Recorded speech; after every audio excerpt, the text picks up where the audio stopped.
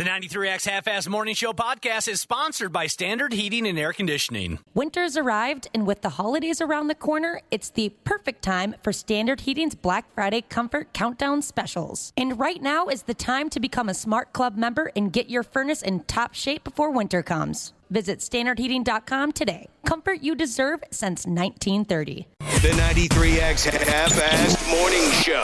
93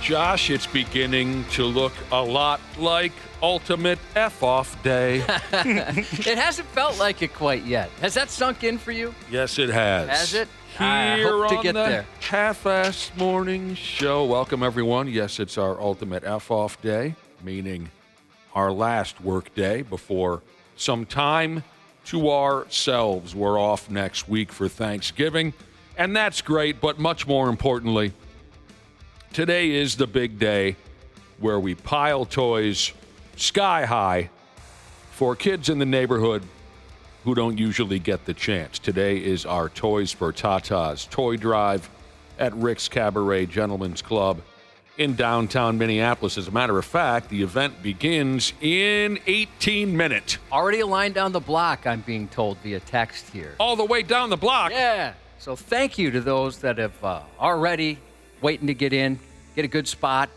And what I think, this is, if you're a little like me, I wish the company would spend a couple of bucks. We'd have some good equipment. Because you know what I miss the most about broadcasting from there? And What is that? Dana and Ashley are there checking in. The guy that cleans the stage beforehand. I mean, he is mesmerizing. I remember you falling in love with that gentleman more than a couple of times as we broadcasted live back in the day from Rick's. Why didn't you ever make your move, ask him out, just start a conversation with him at the very least? Because every year as we would begin our broadcast, the gals are just filing in, right? Whatever, yeah. They're getting the liquor and the food ready.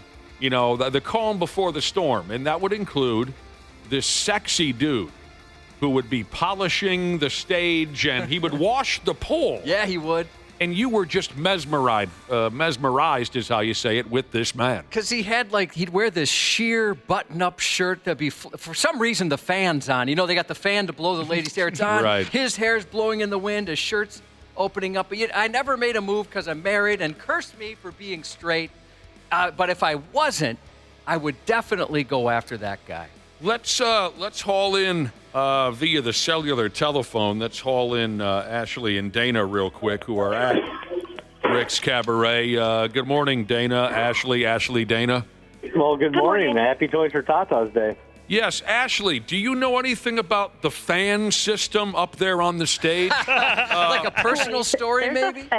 There's a fan on the stage? Since when? At Rick's Cabaret, do you know anything about the fans, how they're set up, where they're set up? That doesn't jog your memory whatsoever, huh? No, honestly, nothing's ringing a bell here. Well, maybe we could remind you of a particular choice of clothing you were wearing. The fan goes on, and then the fans started cheering. Oh, now that you bring it up. Have you ever heard of Marilyn Monroe, Ashley? That was very Marilyn Monroe-ish a few years ago. So tell everyone what happened, Ashley. Yeah, they have those fans on the bottom of the stage that blow air up, and I assumed when the dancers aren't out there, they probably turn those off, because why wouldn't you, right? Mm-hmm. They do not. So we went out there to say thank you to the crowd for coming out to Toys for Tatas, and next thing you know, I walk right over the fan on the floor, and my skirt I'm wearing gets blown up, and everybody gets to see my butt. Yeah, we all saw your little bottom. Kind of your fault for wearing a skirt in late November, early December, whenever we had this thing. I was mostly afraid that you saw my butt, Josh. That was my biggest fear. Oh my gosh, Josh he's never gonna live this down. Dad saw me naked is what you were thinking. Yeah. The good thing about that is, Ashley, where I was positioned, I didn't see it. I heard about it, and I thought people were joking.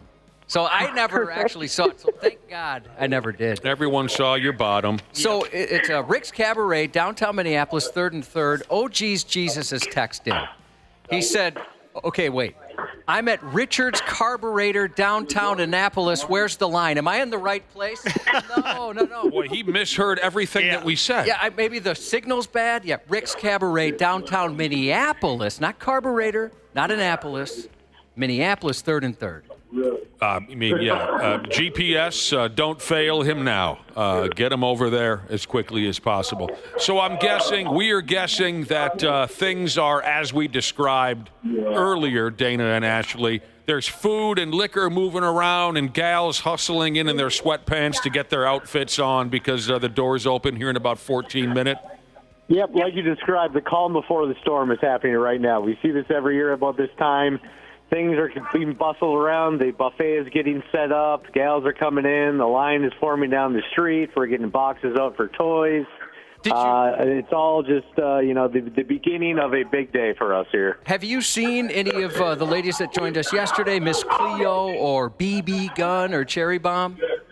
Well, they don't allow me in the dressing room anymore because of an incident a couple years ago, so I have not seen them. But once they come out on the floor, I'll try to track one of them down and see if they want to come on and say hi. The ones that have been walking by, you haven't seen those girls? No, I haven't seen any of the three of BB Gun, Cherry Bomb, or Chloe that we saw yesterday. Cleo. Did I say Chloe? Did I screw that up? Somebody said Chloe. I heard Cleo. That's right. Yeah, that was my bad. Well, I hope BB Gun actually made it. I hope she got the sleep that she needed and was able to make it. BB Gun, you hope that BB Gun made it? What am I missing here? Well, She yesterday. was the one that was worried. Yeah, yesterday she told us that she fell asleep and never woke up. And Ever again? No, she woke up. She was here yesterday, Nick. Yeah. Oh, right. Yeah. Oh, that's right. She said last year or the year before she was scheduled to work Toys for Tatas, but she took a little nappy nap and she slept through it. Yep. Okay. And can I tell you guys a secret? Yes. I'm not trying to say anything about her or what type of person she is, but yesterday she showed me her boobs. Wow, Yeah. cool. For completely, really no reason. So she was wearing like this Christmas-themed full-on pajama outfit. Yeah, right. And I just said, "Oh, you got in the Christmas spirit." And she said, "I sure did." And she pulled her boobs out. Oh, I was sitting right here in the room with you. I didn't see that happen. Yeah, right when she walked in. Why didn't you tell me that? I assumed you saw. No, I was in shock. I didn't know those girls did that. You got a little free show. Josh, what happened to the rule that we made decades ago where no matter where we are or what the situation is, if we see boobies, we scream boobies? I forgot. I was so shocked. Okay, yeah. I was like a deer in pierced headlights. Were they pierced? Yes, they were. Nice. I missed it. I must have been prepping somehow for our in-depth interview with the girls of Rick's Cabaret, and I missed that. Well, good for you. By the way, the piercing thing, I don't remember one way or the other. I just threw that out there for comedy. That's the first set of boobs you've seen that weren't hanging off your wife in. Well, since last year. Yeah. Oh, I suppose. Yeah. Well, in person, one-on-one. Yeah, that close. That was certainly. the first set of one-on-one boobs you've seen, other than the ones that are barely hanging onto your wife. Yeah. In many, many years. Good for you, Cubby. Yeah, I'm trying to think. I haven't seen any other ones since then. Does my friend Joe count? Joe. Do his boobs count? We're talking women's breasts. Were they pierced? I've never seen him naked, but he's got a decent rack, I can tell. All right, Dana and Ashley checking in live. We'll be doing that all morning long up until 9 a.m. Checking in and getting your take on things. I mean, by God, you're at ground level, or however you say it. You're ringside here. Boobies! Well, where do you see boobies? I was just testing. Oh. All right, so that was a test of the booby alert system. Nick got really excited. We'll check in with you a little bit later. Dana and Ashley, thanks. Yeah, sounds good, guys. Thank you. Goodbye. Goodbye. We'll check in on you from time to time. Yeah, we will check in with Dana and Ashley periodically. The setup we got going is if you get there right at 6, well, anytime between 6 and 9, find Dana and Ashley, bust their chops. The rest of us will be cruising on over after this here broadcast. So I expect the three of us, Wapple, Nick, Josh, I don't know, 9:30, 9:45. We hope to be walking into the joint. How quickly would the bit die if I started doing that boobies thing when we get to the club? Would people punch me? Would I get kicked out by the bouncer? Probably like 15 minutes in. You would be exhausted. You think that long, Wapple? Yeah, I would think 5 minutes, I'm gone. You would be exhausted. Like Josh was saying, or we've all been saying, 6 a.m., so that's only 9 minutes away from the doors being cracked open. Here's something that Josh was certainly saying. He was thanking everyone in advance. And we certainly want to make that clear if we don't get the chance today when we're jaw-jacking and firing down something to eat or having a couple of beers. If we don't get the chance, we'll say it now. Thank you, everyone, in advance for planning your day around us and planning your day around for this event and for the young kids in town who could use a break. If you're just coming to and just realizing what we have going on, welcome. All you have to do is haul an unwrapped new toy to the door at Rick's Cabaret this morning. Drop it off. You get free admission. You get free food. And then you're free to celebrate your charitable contribution by binge drinking with topless 21-year-old women.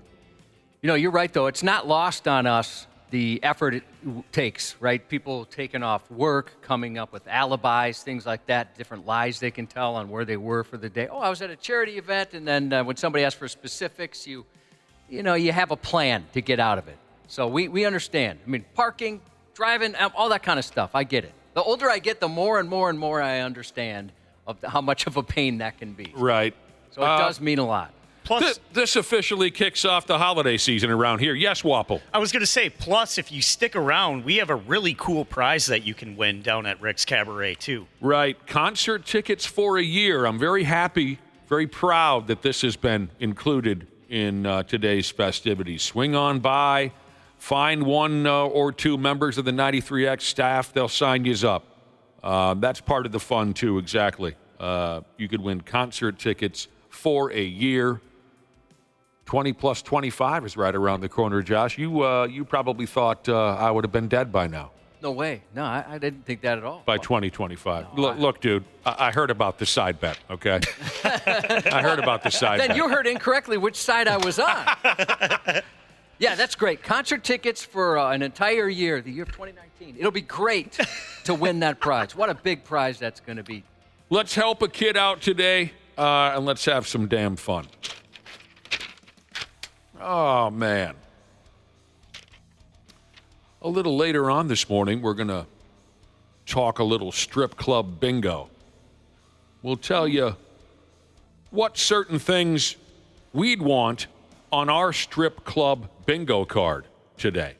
Things we think are likely to be seen at our Toys for Tatas event. I mean, aside from the obvious topless girl, that's probably not going to be on our bingo card. That's too easy. But, we played around with this when we went to the casino a month ago or so. I'm sure everybody's played state fair bingo. A good state fair bingo card might include, Cubby, a pile of livestock manure, a toothless carny. You always hear kid on a leash. That's like on every state. That's almost a free spot. You see those on all the bingo cards. We'll give you our strip club bingo version a little bit later on this morning. Randy Shaver, Brad Ryder at 7:30, along with, around the same time, Minnesota Vikings backup long snapper Andrew DePaola, and another listener jumps on air to make their picks for Sunday's game as part of a little gimmick we call Purple Pick'em, where some big money could be dished out. On a personal note, thanks to my old high school friend Lene for all the gifts she again donated to today's cause. Normally, I bring him into the studio and I say, look, a monster truck, look, a catcher's mitt.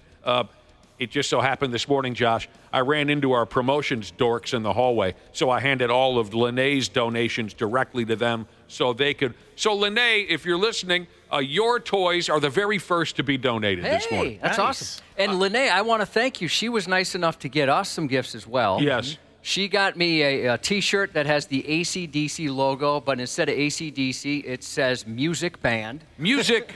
Music band. Band. Yeah. And then also, she knows my bedwetting and pant wetting over the years, and so I have some like underpants that absorb some urine if it ever happens. Like a poor man's Depends. Yeah, is exactly. what. So I got an emergency diaper, essentially. Every year, my friend Lene, she goes out and loads up her car with gifts for the young people, and we always appreciate it very much. Yeah, she's the best. She's great. I'll be damned. It was awesome. So yesterday, after the show, we meet a brand new boss. Got a brand new corporate guy boss. We and did. He just so happens to be coming into town today. And Nick said, that's absolutely perfect because we've got an event you can come to as soon as you get here. Yeah. Big Zoom meeting yesterday, right? We met the new boss. The new big boss, the big guy, the big cheese. I couldn't help it. Yeah, I couldn't help it. The guy, with all of our ugly mugs up on the Zoom screen, or however a grown person says that, the whole staff is in on this Zoom meeting, and the new boss is saying, I've done this and that in my career, but I'm excited for this new step, for this next chapter, to work with you people. I look forward to meeting you. As a matter of fact, I'll be in Minneapolis Friday morning. I'll probably get to your building around 8:30 or 9. I couldn't help myself. I had to invite him to Toys for Tatas. You want to meet the staff? What a setting for it this morning. We'll see if he wants to swing in. That'd be great. Wouldn't it be fun to buy the new boss a lap dance? Oh, that would be funny. Absolutely. He seemed like a nice enough guy. Yeah, he did. Yeah. I'm scared to death of him. Well, you never know, right? You never know. Scared to death. I think we're all in trouble. If he shows up, I think we know we're going to be okay. Don't you think? If he shows up to Toys for... If he goes to the Toys for Tatas event, then we're probably above the law. So here we go. Like I said, this is the beginning of the damn holiday season for us. At first, it seemed kind of funny to cut loose with the Toys for Tatas toy drive so far away from Christmas. But then, when I thought about it, I thought, well, we're doing it a handful of days before Thanksgiving. It still counts as the holiday season, so... I've already seen Christmas lights up. People have already got their lights up. My neighborhood's got a few of them. So I'm looking forward to it. I think today's a perfect day for it. So, speaking of the holiday season, Josh, do you have any Christmas wishes? Isn't that how it works? You run into Santa on a beach and he gives you 3 wishes, or am I mixing up 2 separate stories? I think that was a genie. What are your Christmas? You have any Christmas wishes? I guess I haven't thought about it. I mean, you got your... Hopefully everybody is happy and healthy. You got your peace on earth. Yeah, you got sure. your this and that. End world hunger, all that kind of stuff. Well, think about it and get back to me because I'd like to know. You have anything in mind? Money. Yeah, you want more money? Lots and lots and lots of money. Maybe we get the new boss drunk and he makes some commitments he wasn't ready to make today. That could be. I kind of want to be... I kind of want to be single again. No, you don't. My first Christmas wish would be money. My second would be to be a single man again. Okay, then you know what? I'm not trying to be dick. My Christmas wish is to cancel out your second Christmas wish. See, this is going sideways. Out of love. This went bad. Because she's the best thing that ever happened to us. True story. Last night to us. I like the way you said that. Last night. Sitting on the couch, there I am, there she is, and our new dog is walking around on her lap, right? And I think I just had the ass end of that football game on or something. End of the night. I prefer just quiet. Let's just quiet things down. Give me an hour or so of quiet before I crawl into bed, right? So I'm just total zombie staring into the television, watching the ass end of the football game. I had already watched the Timberwolves lose earlier in the evening. And Timberwolves. Jesus, criminy. I thought that was the end of my life right there. That was that genie Santa. Yeah. He was saying he'll give you a Timberwolves He win. is intimidating. Yes. Especially when he comes out of nowhere. So you'll get a kick out of this, Josh. So again, I'm staring into the television. I'm in one chair. Friggin' wife is on the couch with our dog. and I overhear her say this to the dog. The dog's name is Gertie. She goes, Gertie, Daddy's doing something tomorrow that we don't approve of. I just looked over as if to say, will you stop it? That's pretty funny. She thinks I'm going to cheat. That'd be great if she'd show up. I'd like to see her. Insomniac Jesus said, with the new boss, does that mean queef or fart is not happening today? LOL. Well, I'll tell you what. Kind of funny story. So, yes, if you're a newer listener, we used to play this game called Queef or Fart. We'd play some audio, and you had to tell us, was that a queef or a fart? Can't believe that we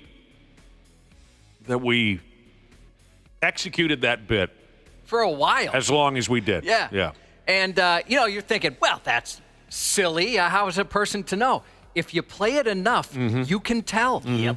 Honestly, try it at home. Maybe instead of instead of your normal Christmas games, instead of White Elephant or whatever, play Queef or Fart. Jesus. And you might be surprised. There is a strategy. You can kind of tell. Same with back or front. That's when you're deciding which way they're getting it. Oh.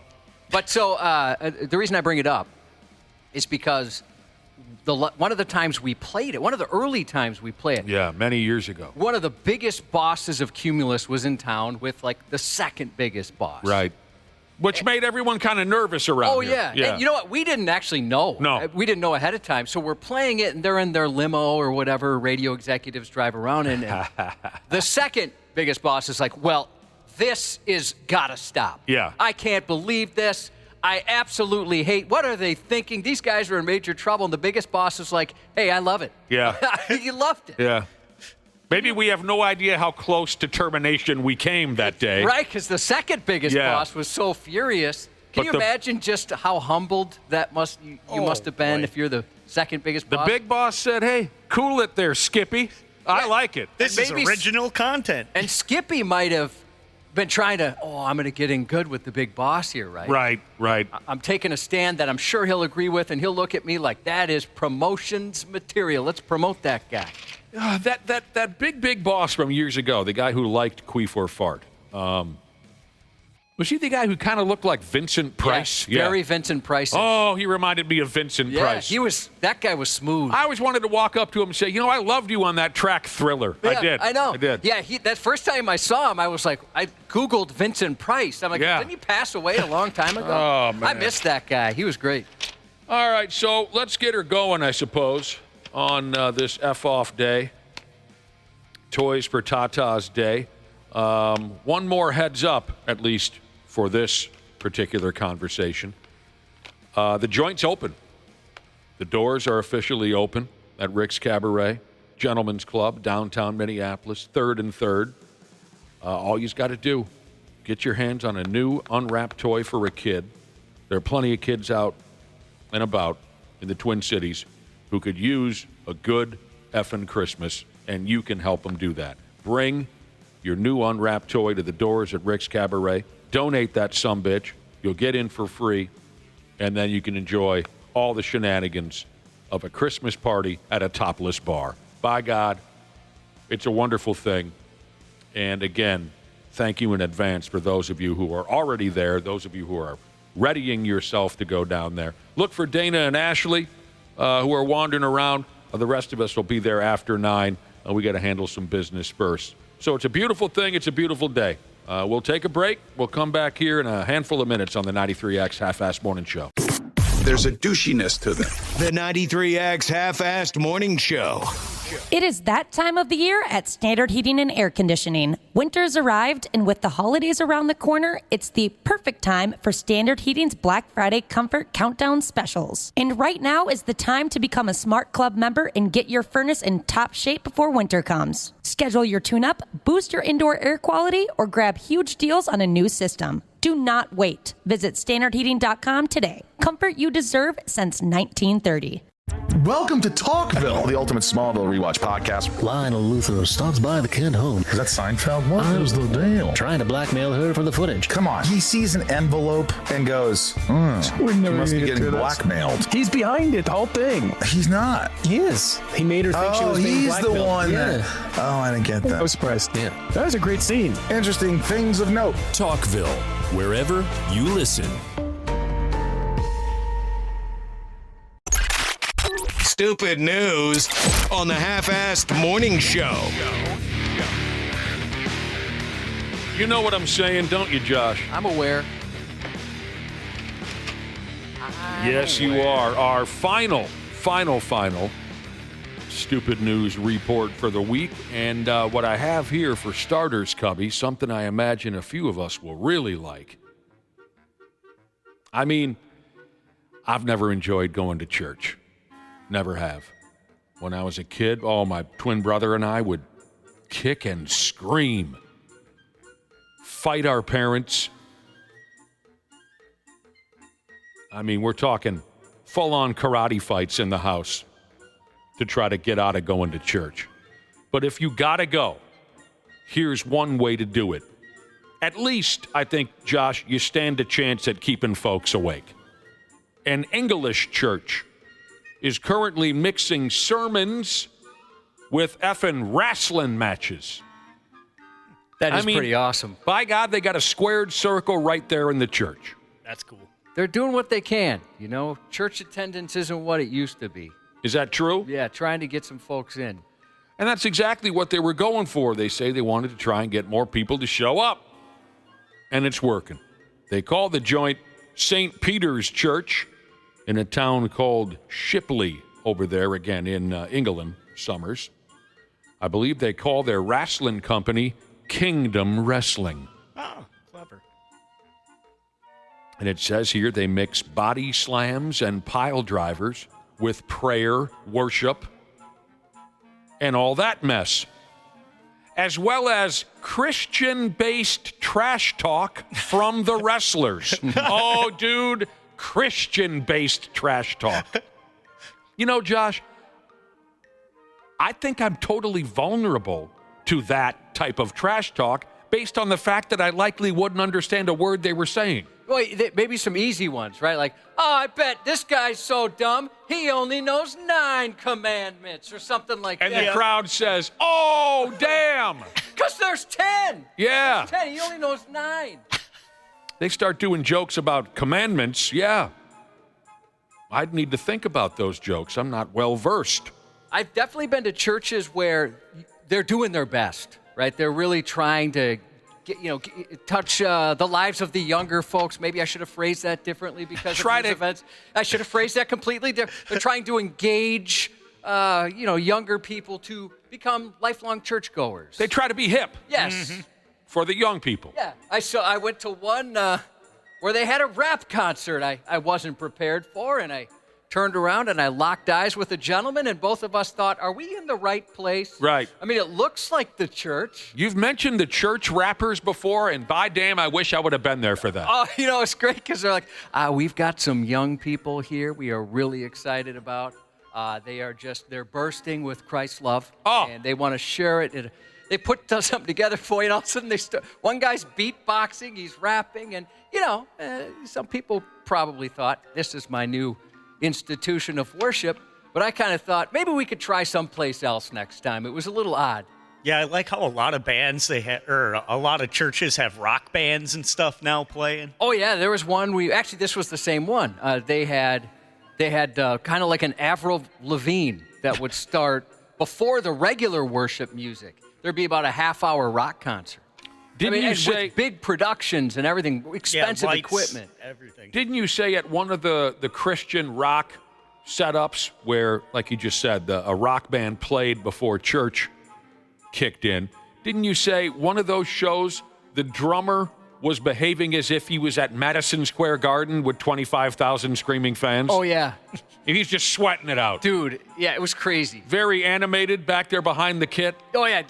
And he had long hair, so his hair's just going everywhere. I've never seen outside of Taylor Hawkins, I've never seen anybody hit the drums so hard. Right. His drum kit was massive. He could have been in Queensryche in 1989. But that was Jesus' drum kit. Yeah, it was. You know what I'm saying? So he's going to give her everything he's got. Okay, so we got this church in England, and they put on wrestling shows. One of their top God-fearing fighters is a character called Garth the Angel Thompson. And here's a quote from Garth. He says, any Christian will tell you that when you go through life, you wrestle with stuff. You wrestle with your faith. I really feel that wrestling gives us that opportunity to tell those stories. They put on a show once a month over there at the Journey. One of the recent matches pitted David the Star Killer Birch. He's playing the heel role, don't you know? And he whooped that Angel dude I was telling you about, Garth the Angel Thompson. And when it was over, the Star Killer said this to the crowd. So this is your savior, huh? That's awesome. You have no God, he said. The Star Killer is now your God. Uh-oh. A quote from a churchgoer over there. He said, people may have a certain perception of what church can be, but actually church can be about having fun. And a wrestling is part of that fun. Another wrestler on the roster is a gal called the Posh Princess. Oh, Josh, I bet she has an attitude. Don't you think? She looks posh and she's very pretty. So anyways, every Sunday, they're dumping Satan on that stack of dimes he calls a neck. That's fun. If I'm commissioner of that church wrestling league, Josh, I am for sure going to develop a tag team called the Bible Bangers. Oh, that'd be great. I'm going to exhaust all my knowledge of the Bible here, but you definitely have to have a tag team called the Bible Bangers. You have to have an older wrestler called Noah. Yep. He has to bring some animals to the ring, Josh, right? Yeah. Of course. My top. He shows up in just an ark. You know? Yeah. Yeah, he they rolls just roll it out there. Like it's just, and maybe like there's storm sound effects and things like that. Dude, maybe he's pimped out that ark. You know what I mean? You got to have a Sodom and Gomorrah, right? You got to have another tag team. Sodom and Gomorrah, sure. Cain and Abel. Cain and Abel, of course. If you have a mixed match, you could have Adam and Eve. Adam and Eve. Satan, of course, is my top heel. Oh, yeah. And he's managed, Josh. See, you're going to be surprised. I do remember some of this stuff from when my folks tortured us by taking us to church when we were little kids. Satan's my top heel. Guess who he's managed by? Pontius Pilate. Oh. Yeah, shoot, that guy was a dick. Deadpool and Wolverine. Wait, I think I'm getting things mixed a minute. up. Yeah. Yeah, that's different. Do you think it's illegal to use the Bible as a weapon? Not in that church. No. I think in that church, they'll let you hit someone with a cross, a Bible, holy water in the eyes. I was just going to say holy water in the eyes or the incense. Somebody has to come out with incense. Yeah, definitely. Dude, Satan comes out. He's just ready to slap somebody around, and they splash some holy water in his eyes, and he goes down. They modernize it, too, where Satan has to take a break to post to TikTok, and then people start booing or something. Yeah. He does a TikTok challenge. Dude, I'll tell you what. Dance from Fortnite. Dance from hell. Again, if I'm commissioner of this wrestling league, of course, and we're forgetting an obvious one, David and Goliath do about 3 months' worth of bad promos until they finally have a pay-per-view match. Bad promos with David and Goliath. Neither one of them are very good on the mic. Would the pay-per-view match, like their WrestleMania, would that be around Easter then? Big event around Easter, no doubt. Yeah, instead of a referee, you got there's no referee outfit. It's just a priest. And the divas are nuns. Walking around. Maybe there's like a card girl that's a nun. I love how you tried to drag Spider-Man and Wolverine into the mix or whatever. Who was it? I got Deadpool and Wolverine. That'd be great. Oh, man. Commissioner took the day off. Who's running things? Why are Spider-Man... I missed it again. What's his name again? Deadpool. And... They just walk in. They look very confused. All right, as we've mentioned before, dude, Mustaine is God, Jesus texted in on this wrestling federation putting shows on in a church. Great idea from Mustaine is God, Jesus in his wrestling league with a Catholic or a Christian tip to it. Jesus is chugging wine like Stone Cold does beers. Oh, that's great. Yeah. Just a couple of chalices. Jesus, of course, the top face in that company. And instead of, like, New Day throws out the pancakes, he throws out the wafers. Oh, those are delicious. Would Jesus ever turn heel? He has to. Yeah, I mean, that's the wrestling recipe. He has to, because if he doesn't, then he's just John Cena. Yeah. Everyone has to turn heel at least 10 or 12 times in their career. If you don't, you're just John Cena. And Jesus does not want to be compared to John Cena. No doubt, Cubby. He's got to go heel. Just shows up with a couple of prostitutes or something. You're walking into the ring. What's happened to Jesus? He's smoking his cigarette. He's drinking. He takes off his robe. He's all tatted up. Yeah. Him and Satan come in stumbling down the aisle. All right, as we've mentioned before, we love a good humble brag on this here radio show. But we've run into problems with this, haven't we, Josh? Some folks can't wrap their heads around the legit meaning of a humble brag. Some folks have trouble identifying one when they hear it. Right, because sometimes someone might be just giving a statement of fact. Right. And they assume that's a brag or a humble brag, but it's not. Other times somebody could be outright bragging. Right. And somebody would consider that a humble brag. Here's another example of a humble brag. So listen up if you struggle with this. A super rich social media influencer douche barrel. He's upped and announced to the world that he spent $1,300 on a tattoo to be etched onto his rod. Oh. He spent $1,300 on a penis tattoo. This is part one of his announcement. But, poor guy, he says it takes so long for the tattoo to heal, he has to wait 15 days before he can have sex with any of his 6 or 7 scorching hot wives. Yeah, this was a setup. How do I creatively tell everyone 15 days, first and foremost, is a long time for me to go without sex? Right. And then I've got all these hot wives. Right. That's one way to execute a humble brag. Sure, there's some negativity involved in the statement, but the negativity is candy-coated by something perceived to be admirable or impressive. Try to remember that. I know it can be difficult if you're new. Sure, my dong hurts, but did you see where I get to put it once it heals? Super jackwagon asshat dude, the influencer with the penis tattoo and the 6, 7 scorching hot wives. He's got to wait 15 days to bang them. He goes by the name of Arthur Urso. Did you see the picture of Arthur and his pile of wives? Yeah, he looks like a douchebag. Yeah, he does. And he's not married to any of those girls.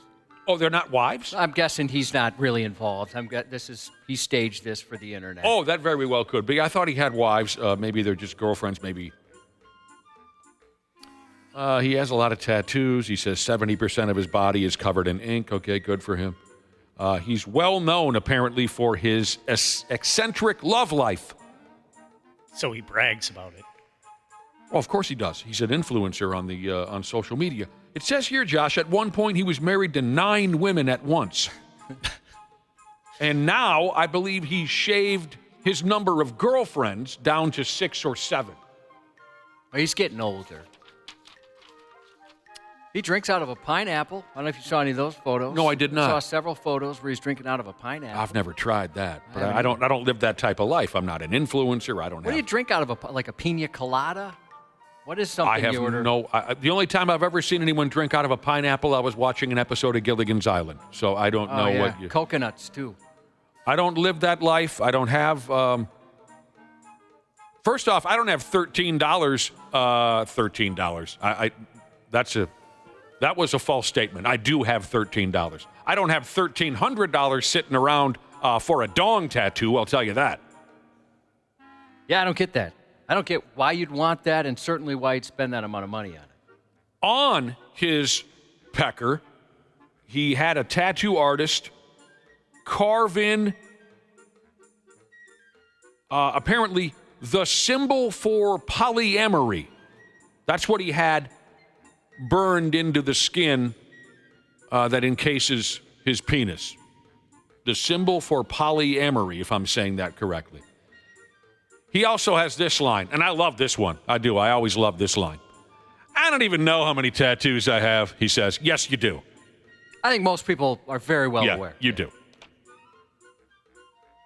The one on his pee-pee, again, it's a symbol that he designed himself. Oh, okay. To represent polyamory.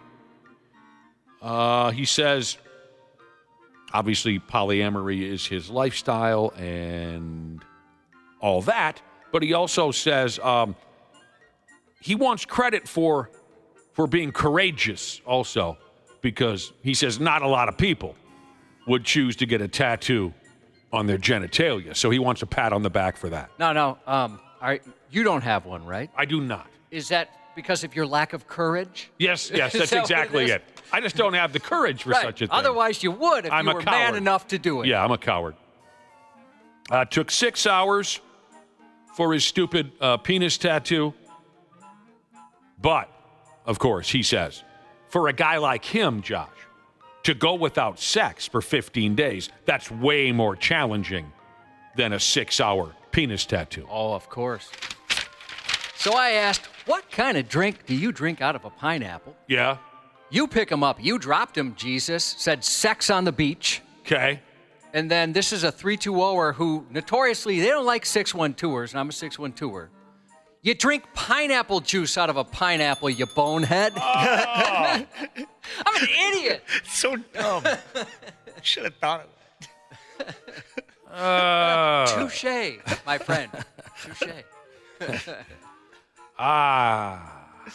There you go. Offended millennial Jesus, he wants to throw a little test your way. You said polyamory and polyamorous. Polyamorous. Some people would have trouble with those. Okay. I can say that without even thinking about it. No problem whatsoever. I mean, that's, of course, when you're polyamorous, you're going to sleep with whoever you want, as many people as you want. Now, there's a different word along those lines.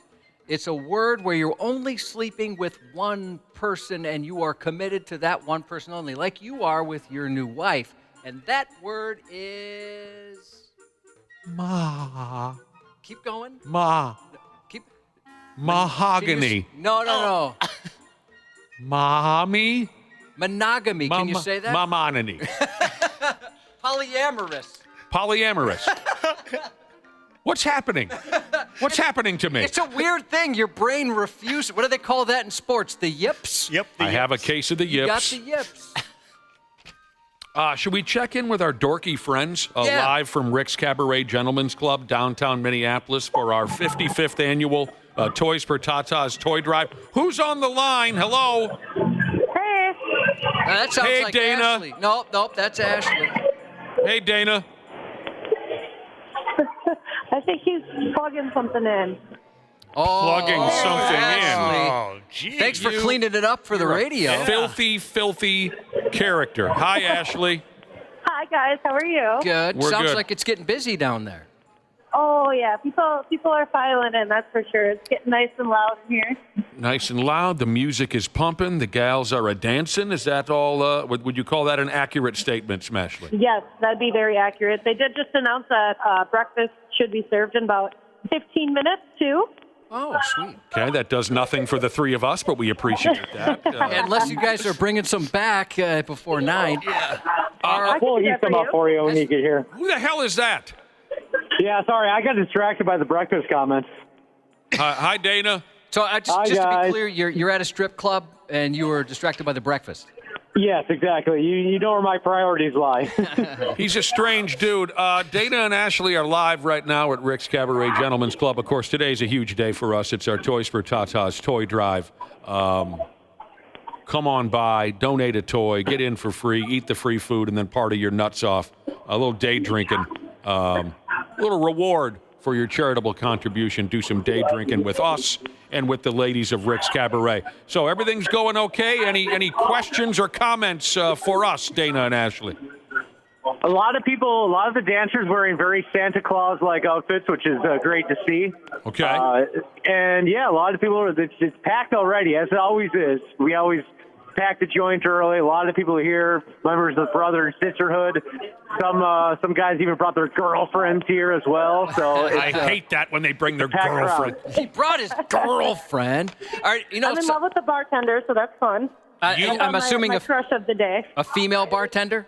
Yes, You have gorgeous. Ashley Smitten. The door's only been open for 40 minutes, and Ashley has already fallen in love.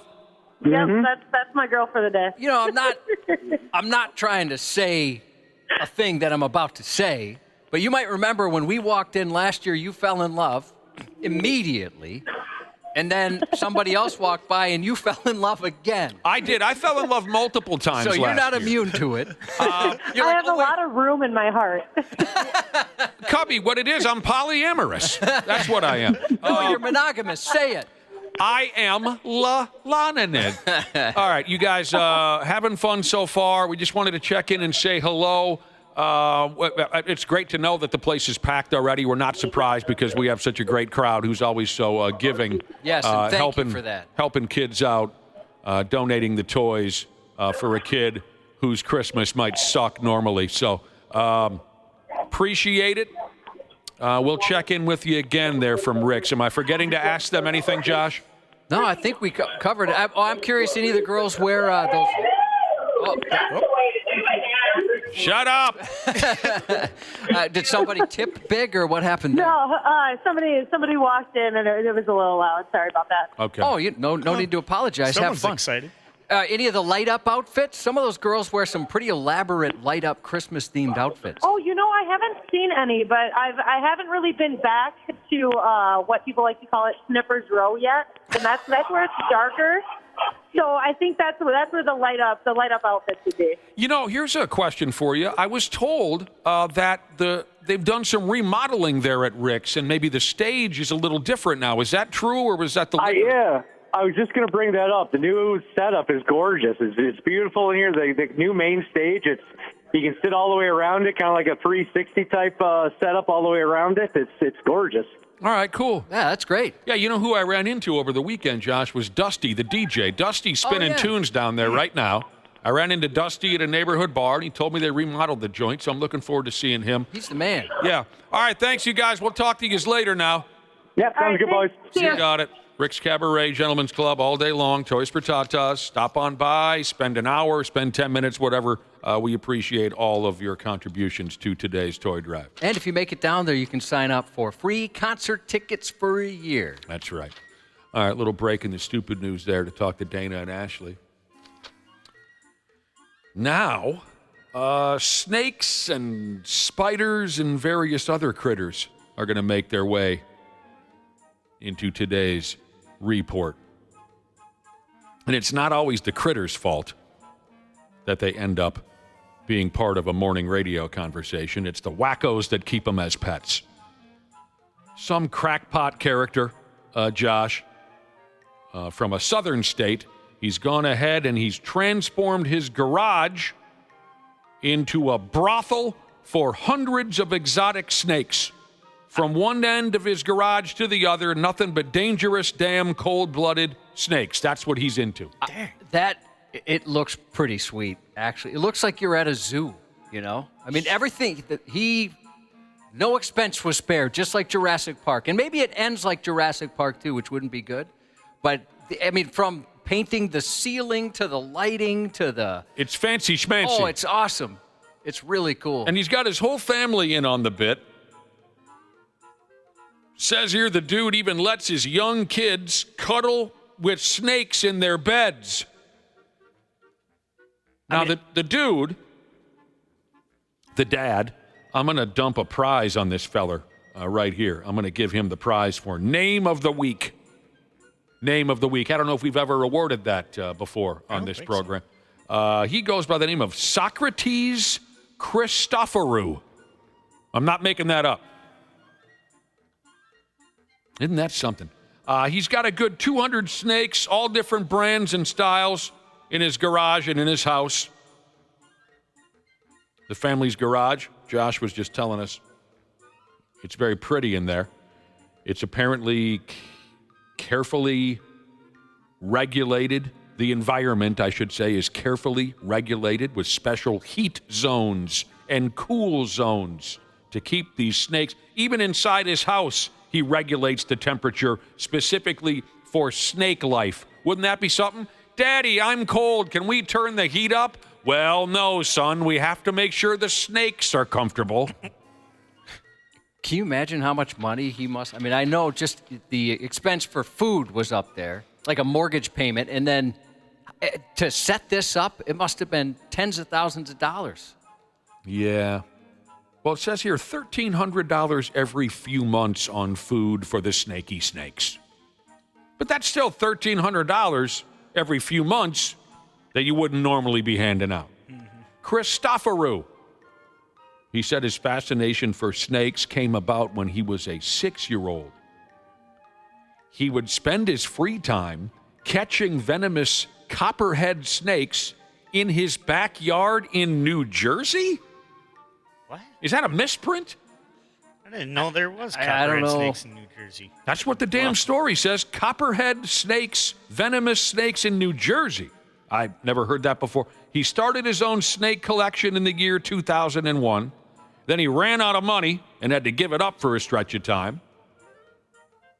But he credits his 9-year-old daughter, Ariana, with rekindling his snake fascination in 20+16 when he bought her a corn snake, which was her very first pet.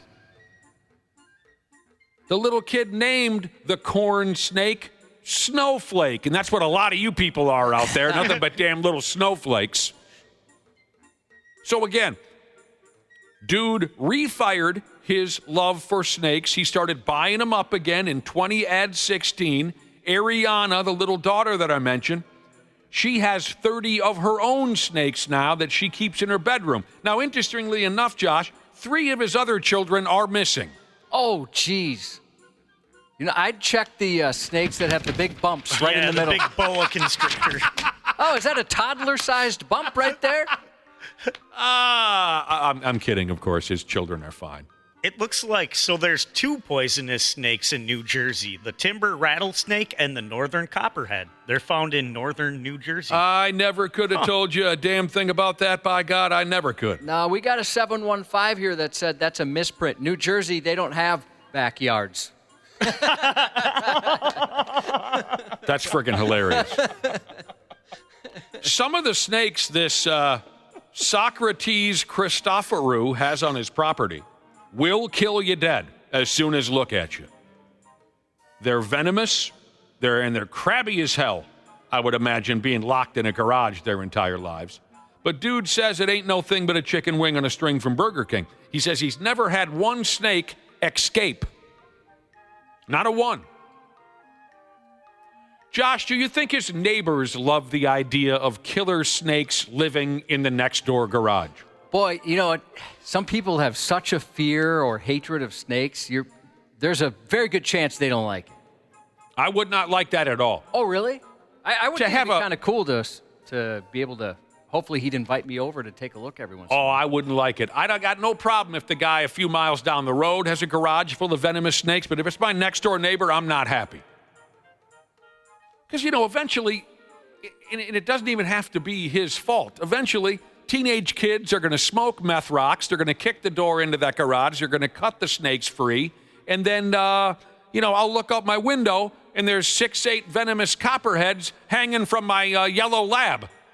Yeah, that wouldn't be good. And then my yellow lab dies concede painfully in the yard, right? Yeah. Maybe that's just a fantasy of mine. You don't. Of don't course, you it's say not that. I'm joking. Just like the missing children, I'm joking. I like to tell jokes. They're all so evil. Don't you put that out there. It's the holiday season. Oh, yeah, good point. Oh, thank you, Box Tossing Jesus. He said I could come by and see his snake anytime. Well, that'd be wonderful. That's just stupid. You know, we got next week off. I'll show up. Please tell me what kind it is. What kind of snake? Yeah. That he has, that you can see. I have a guess. Yeah. Do you guys have a guess? Yeah, I got a guess. Yeah. Yep. All right, and then right here by Dan, we got the spiders guy.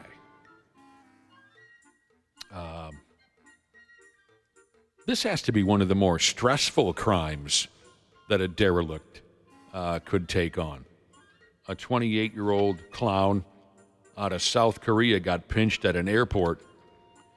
He was trying to smuggle 320 tarantulas through security by strapping them to his body. Now, 285 of those tarantulas, Josh, were just little adorable, drooling tarantula babies. They're so cute when they're at that age. I disagree. Little tarantula. 285 of the 320 tarantulas were tarantula babies. You can fit a lot into a tube, I saw. He had the babies, like Josh said, packed in plastic tubes. The other 35 were full-grown adult tarantulas. Word is, they're about the size of a human hand. Yeah, the TSA folks or whatever they were putting their hands next to them, and a couple of them, they were bigger than the hands. Du Hast. He had those stuffed in bags and belted around his waist. 35 of those fat-ass sumbitch tarantulas. Security threw the flag on him when they noticed his stomach was abnormally large. Yeah, he looked silly. Big gut on him, and he's just an average-sized guy. On top of the 320 tarantulas, he also had 110 centipedes strapped to his sexy body. No. And he also had 9 ants. 9 ants known as bullet ants. They got that nickname for having the most painful sting of any insect on our entire dying planet. Yeah, so just put that on my body, please. Oh, the centipedes, that's what freaks me out. Why do you have so many legs? Doesn't make any sense. Cops and whatnot think he poached these insects from the Amazon damn jungle, and he planned on selling them somewhere else. I always get a kick out of the spider smuggling dorks. It's like the nerd from your biology class gone bad. You know what I mean? Yeah, it's a weird one, right? The insect smugglers, spider smugglers. I'm going to see how much it costs to buy a tarantula.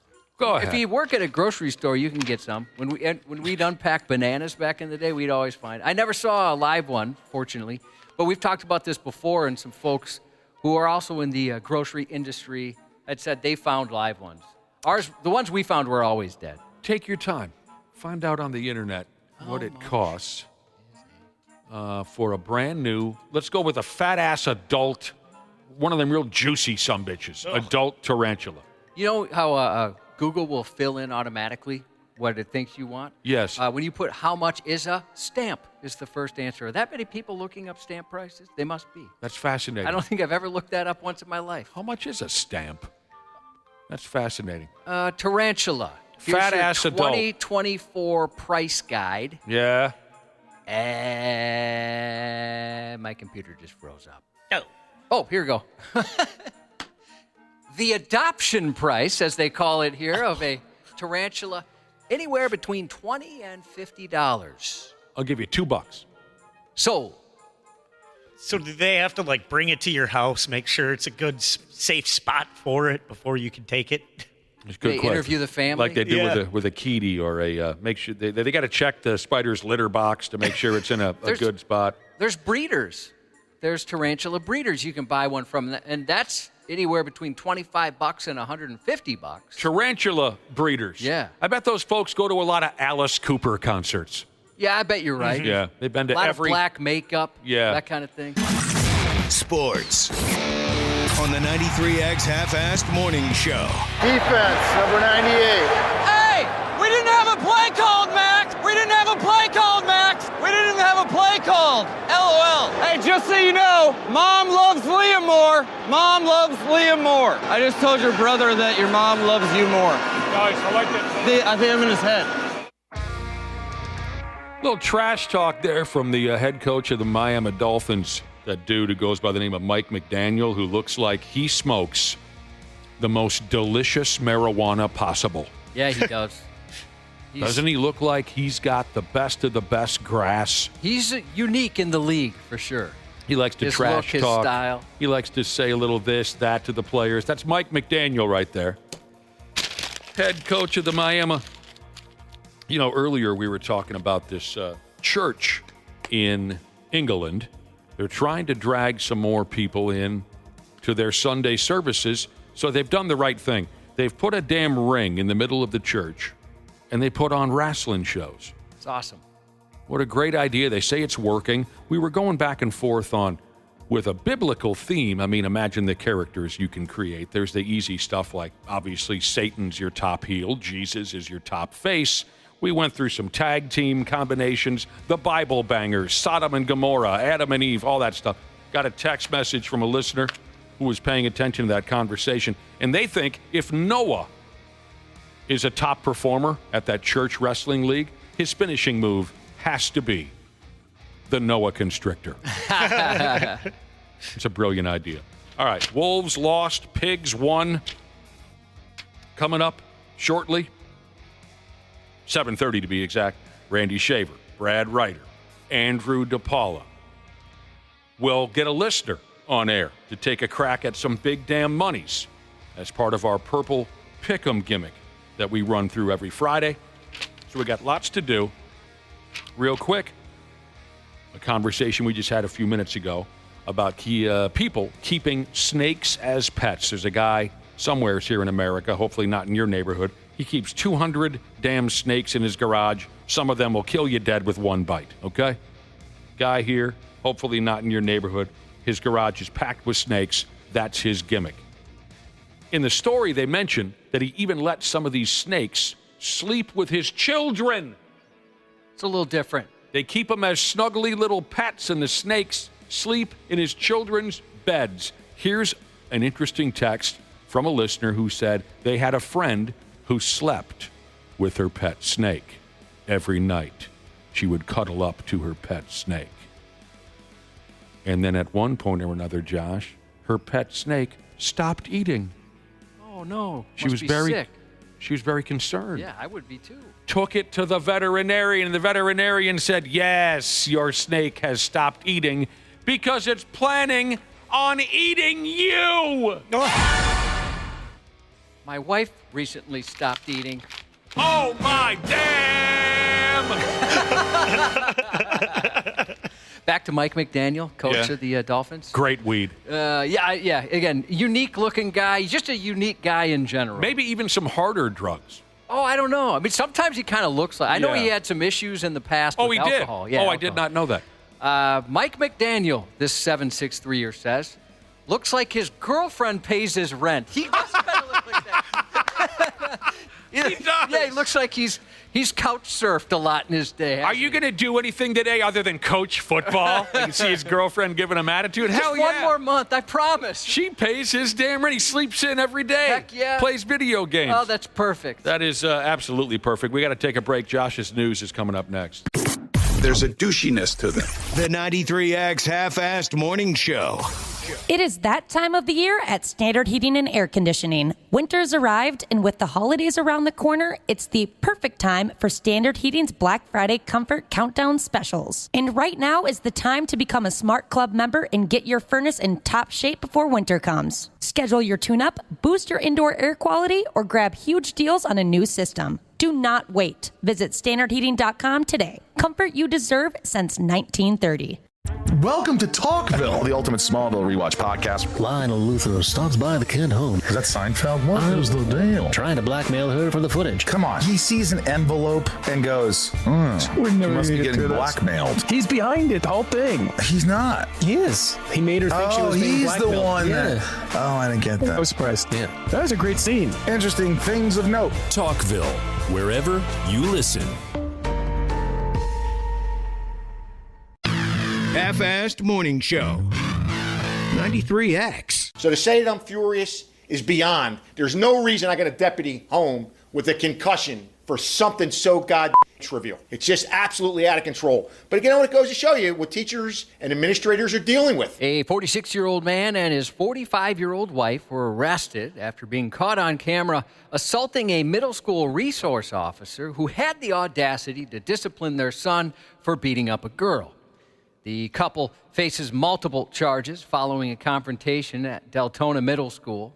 They'd gone to the school to challenge the officer's decision to charge their son with battery for hitting the female classmate the day before. When the father didn't like the outcome of the meeting, he became irate, screamed at the deputy, and was asked to leave, the sheriff's office said. Body cam footage captured the father berating the female deputy, calling her a worthless piece of S. You are a worthless piece of shit. Oh, God.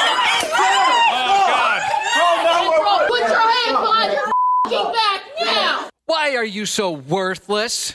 Do you feel proud you're this worthless? He shouted.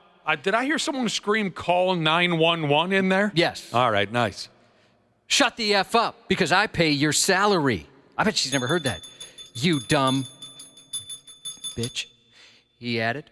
The mother attempted to pull him away. The situation escalated in the hallway, though, when the mom all of a sudden, she changed her tune and she shoved the deputy. The father then punched her in the face.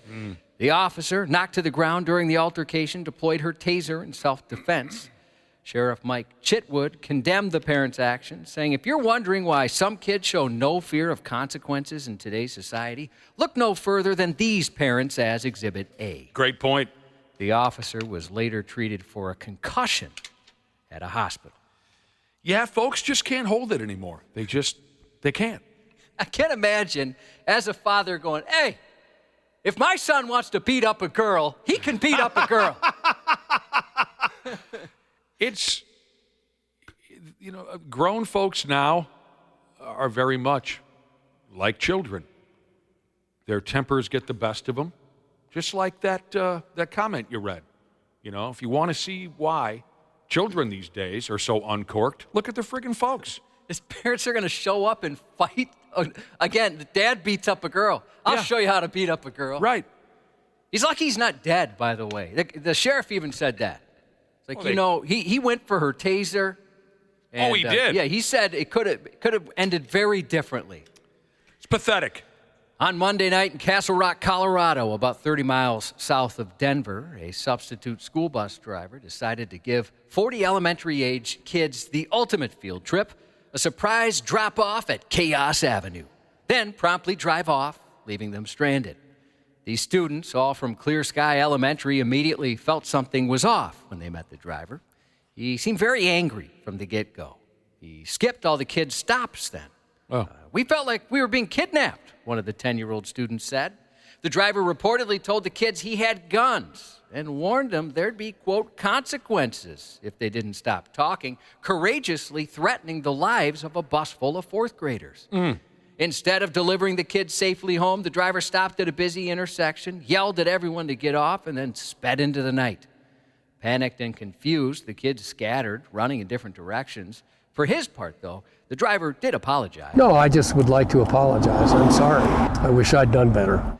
The Douglas County School District has placed the driver on leave while police investigate that incident.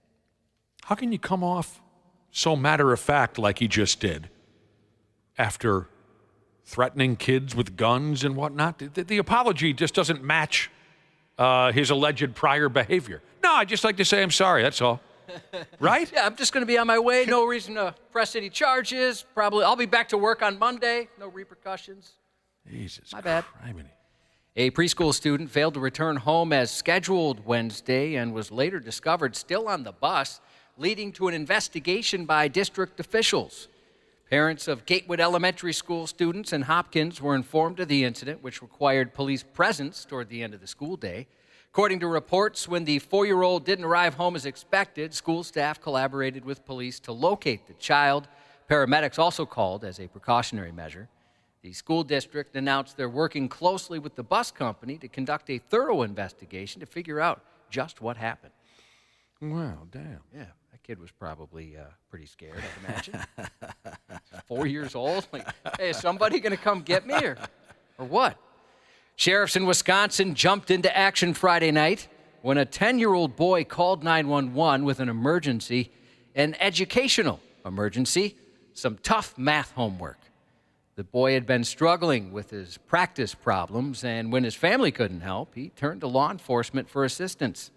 Dispatcher Kim Kraus, who wasn't trained in decimals, couldn't assist over the phone, so a deputy was sent to the boy's home to tackle the problem. He said, ma'am, I know I'm not supposed to call 911 for this, but I really could use some help with my homework. I asked, well, what can I help you with? And he's like, it's math. And I'm like, oh, I've been out of school for over 40 years. So I'm like, I don't know if I can help you with this, but we'll find somebody. I'm not overly proficient in math either, but I responded to help, Deputy Chase Mason wrote in his report. With the deputy's help, the boy managed to solve his problems. The sheriff's office noted on Facebook after finishing the assignment, the boy was reminded to reserve 911 calls for real emergencies in the future. I actually sent a message to the deputy who was responding, and I said, you got a lot of pressure on you right now to help this little boy with his math homework. The sheriff said they were able to respond to the unusual call because it was a slow night. They noted their team has also helped with tasks like snow shoveling and replacing mailboxes when needed. So where were the parents of this young kid? Well, they were there. They didn't realize he called 911. They didn't know he was on the telephone? They couldn't help. I think it's about 10 years old where with my kids with math, I'm like, you're going to have to go to mom. Well, will the cops give a grown person that same break if I need it? I'm going to guess no. So I suck at arithmetic also. St. Louis Park Police are, you know what, if you're a police officer, text us, 651-989-9393, and in your experience, what would be the worst local police department to ask for help with math or anything that requires just an ounce of intelligence or learning? Good Lord. Yeah, you're looking to start trouble. Yeah, that's the goal. It's going to start. Who are the dumbest cops in town? Yeah, if you're a police officer, please text us and let us know. St. Louis Park Police are warning people to stay alert on the North Cedar Lake Regional Trail after a series of incidents involving a man on an e-scooter. Since early October, 911 received reports of a man approaching women on the trail and touching them, some cases involving attempts to grab them altogether. Authorities are aware of at least 5 incidents. We've noticed a trend over the past month where people are being accosted by this individual, police said. They advise trail users to stay vigilant and take action if confronted. Sometimes just verbally challenging him was enough to make him run off, and other times pushing him away made him run off. So that would be our recommendation to folks using the trail. But we do want people to understand that most of the time this is a very safe place to be.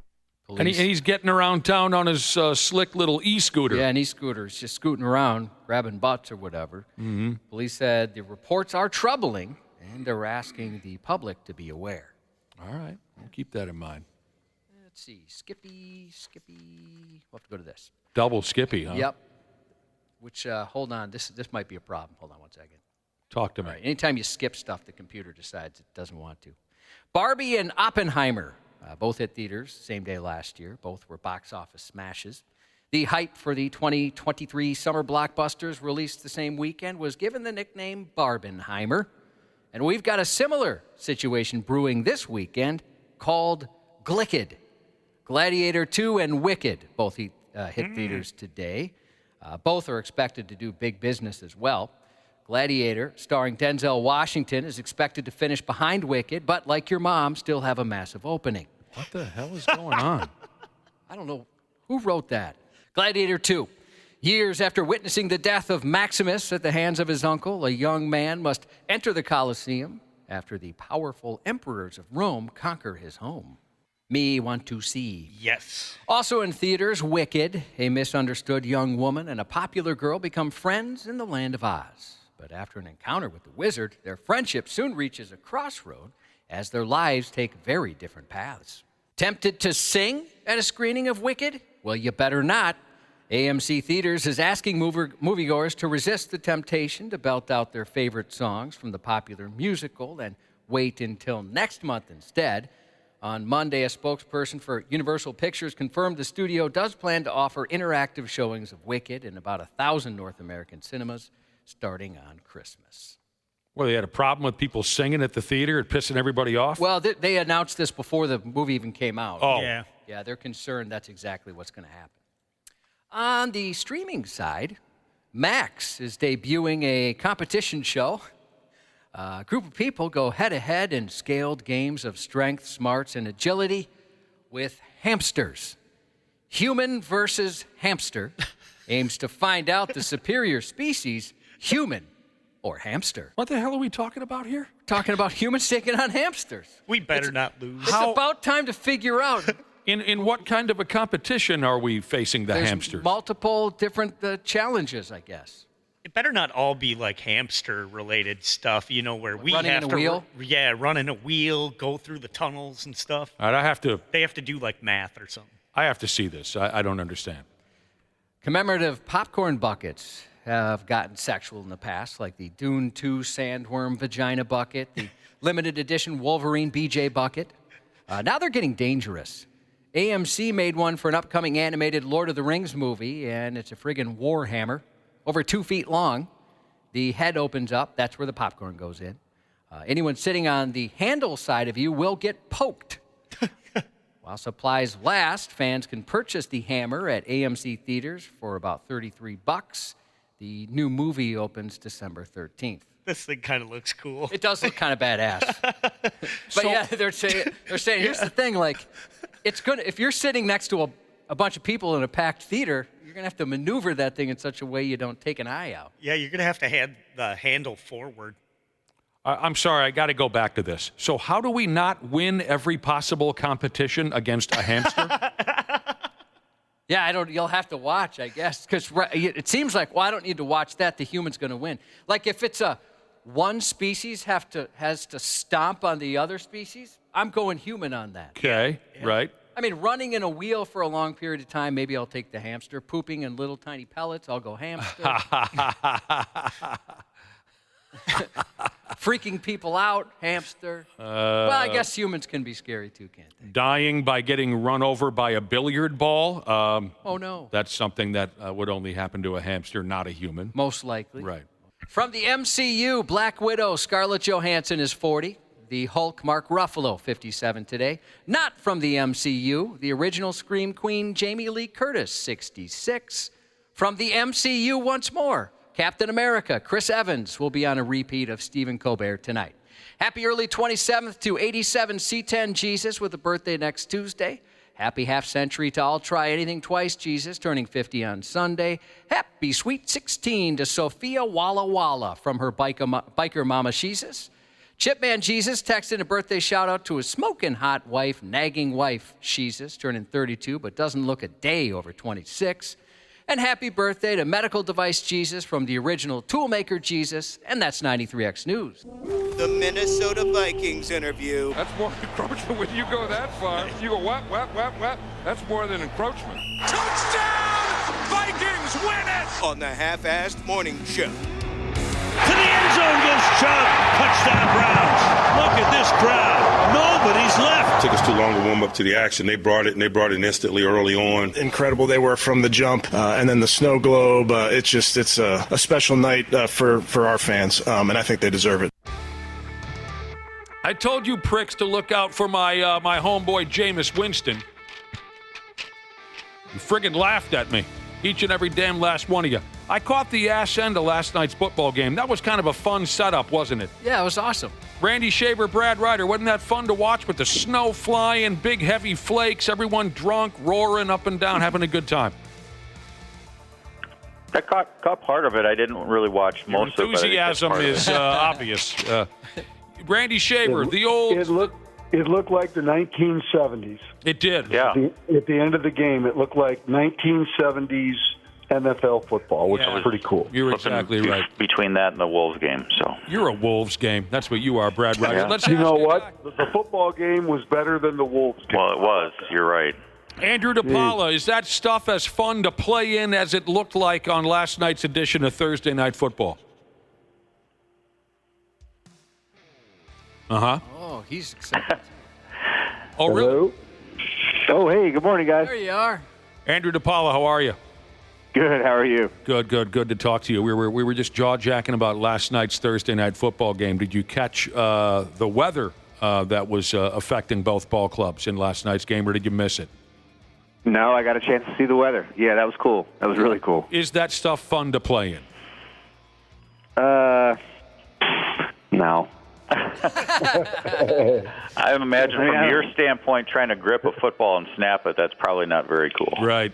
I mean, yeah, I don't want to ruin anyone's, bubble about playing in inclement weather, but no, not really. I mean, it's cool to watch. Yeah. But playing in it, it's not all that. Would you take that over crazy heat, or would you still prefer to play in the heat? I'd prefer to play in the heat. Yeah, I'd prefer to play in the heat. Yeah, I understand. You can't get your footing, like Brad Ryder said, with your gig, having to fire that football with accuracy back to a holder or a punter. Everything's slippery and this and that. But, yeah, it brings me back to when we were kids. Those were the days where we'd always rush out the door and go play a game of football. when a pile of snow was coming down. It cushioned the blow a little bit. It was just fun to play in that stuff, and you're right. It looks fun, but maybe not the greatest experience if that's what you do for a living. But the Cleveland Browns beat Pittsburgh last night on Thursday Night Football. Andrew DePaola, today is officially the beginning of our holiday season because going on right now at Rick's Cabaret Gentlemen's Club in downtown Minneapolis, we are officially 1 hour and 37 minutes into our big holiday toy drive where folks come on down to the Boom Boom Room, donate a toy to a kid who could use some laughs come the holiday season, and then we drink and carry on with topless women. Today is huge. Merry Christmas, everybody. Yeah. And I'll tell you what, wonderful things have been donated for 20-some years because of our Toys for Tatas toy drive, and we thank everyone in advance for making this part of their day. So today is officially the beginning of our holiday season. What about you? Do you think it is the holiday season yet, or is it after Thanksgiving? Do you wait for the month of December? When does the holiday season begin in your mind? Oh, man. In my mind, it was always like right after Thanksgiving because I'm like, let's enjoy the holidays as they come. I don't want to, like, start one, skip over one. Like, I want to always enjoy them. But I'm going to be honest. Now that I have kids and they're 5 and 3, like, our Christmas tree's up. I'm just saying, our Christmas tree's up. Yep. Those kids were like, nah, we want the tree up. I'm like, all right. I mean, have you ornaments and everything? Everything's no ornaments. No, just the tree. We're putting it in stages so we don't just get it up there and then it's like, okay, now it's just here for the next month and a half. So once Halloween was over, they more or less demanded, look, it's the holiday season. Yes. Yep. That's interesting. Randy Shaver, you are saying yup in the background. You know something or another about that? Oh, my Christmas trees have been up for 3 weeks and completely fully decorated. So, yeah, my wife is completely overboard on Christmas, loves Christmas, and as soon as Halloween is over, it's like, okay, we'll celebrate Thanksgiving. Yeah, we'll have family here, but they're going to have to sit amongst the trees during Thanksgiving. So it's always been that way. It's been that way since. It's always been that way. Even when we had kids, she's a Christmas person. She just loves Christmas and she loves decorating. And so, yeah, I get it with Andrew. I'm the same way. I'm surrounded by Santa Claus, and it's not even November 21st. Right. Yeah. Here's a text message from Papa Bear Jesus, who says, you guys got to get in the holiday spirit. November 1 is the official start of the holiday season. Wow. Playing Christmas music on the radio. Things are different now. They are. Yeah, they are. You're right. Folks hop on it immediately, immediately after Halloween is over. Folks hop all over it. There's nothing wrong with including Thanksgiving and all that, too. I mean, you kind of look forward to that day a little bit, and you can include it in everything. You're right. I think the better question is, when do you take everything down? Oh yeah. Like, when's it over for you? Randy, when does everything how about well, for us this year, we will take things down much quicker because we are actually leaving the state for a while. All right. So we are getting out of here for a little snowbird excursion. Okay. So we're going to be taking things down. Well, at least that's my viewpoint. We'll be taking things down sooner than what we normally do. To answer Andrew's question, it lingers here. I don't know about his house, but it's like probably third week of January by the time we finally get to getting everything down. That is a good question, Andrew, and that's a good word you used there, Randy Shaver. Linger. Some folks, you go to their house end of January, everything's still up. The lights are blinking at night. I think there needs to be a hard ending as well. Well, Andrew, with your kids the ages that they are, they probably don't care if stuff comes down as soon as those gifts are open. I don't think they see anything but the gifts. Right. That's what I'm saying. Yeah. I think there needs to be a hard end also. You can't just let it go on until friggin' March, for Christ's sake. I think I will say this. There's a cottage industry out there. If somebody wants to come into my home and take down all my Christmas stuff, I don't mind putting it up, but I hate taking it down. Yep. There are businesses that do that. I've got a number for you, Randy. I'll text it to you off here. There are businesses, Josh, who will come to your home and clean up your Christmas mess. Yeah. Yeah. Have you ever hired them before? No. Wow. Remember, there was a period in my 20s where I was a grown man in my 60s, and I would listen to WCCO constantly. Okay. And one time they had they interviewed a local guy, who ended up going out to California because he would decorate for friends for Christmas, and then he would take down their decorations and stuff. And eventually, so many people asked him to do it, he had to start charging. And then then he could charge more and more and more. And eventually, he goes to California, and that's all he does is decorate for the holidays. And he's making a killing doing it. And there's local companies that do it too. Well, that sounds like something a few of us could use. Brad, doesn't your son work for one? Josh, the funny thing, and not to get off on this tangent too much, but he saw you yesterday. He worked for the company that you had out yesterday. I found that out yesterday afternoon. Somebody called me, and they did something else for me. That was my son's crew that came out to your house yesterday from Pine Creek. I wish I would have known that. Brad Ryder's son was in your home yesterday. Yeah, so they do all kinds of stuff. And they do the cleanup. They do the cleanup afterwards too. Oh, the cleanup after what? Well, they take the stuff down, I think. Oh, so your son... You talking about outside lights? I'm talking about inside. Okay. I'm talking about outside. Inside. Yeah, there's companies that'll do all that for you, Randy. Even the inside. Yeah. Wow. Give him a phone call. Here's a text from Brian. A listener says his friggin' wife currently has 5 trees up that are 8 feet plus. Wow. That's madness. That is madness. What's this guy do for a living? How big's his house? I don't know. Get That's back to us, forest. Brian. That's not a tree. What do you have, a ranch or something? What the hell are you talking about? 5 trees that are 8 feet plus. Andrew DePaola, his ball club, the Minnesota Vikings, are at the Chicago Bears noon on Sunday. I love Chicago. Do you like Chicago, Andrew? I do. Yeah, I really like Chicago. I played there for 1 year. Oh. I thought it was just the Raiders and the Yuccaneers. Am I missing somebody else? Chicago. Oh, that's the one I was Sox. missing. The Chicago Bears. Mm-hmm. So yeah, you must have you know everywheres to go around there in Chicago. Did they invite you on the road trip last week? Oh yeah. Let's follow up. Did you go last week or not? I went. Yeah, I traveled last week. Oh, you did. Okay. Mm-hmm. Yeah, I wound up going. Did you feel like, last week you said you wanted to be able to contribute or else you probably didn't want to go. Did you feel like you did contribute? Not like in anything that you could quantify. It's funny, like I get to my locker and I'm changing and then I'm doing my thing and I come back to my locker and there's a stopwatch like just sitting like right in my locker, like right on my bag, on my sweatshirt. And I'm like, this is cool, stopwatch, whatever. And so I just walk out for like pregame warm-ups. I'm getting out there, and they're like, all right, we want you to get, these times on these things, hang time, operation time, this and that. I'm like, okay, got it.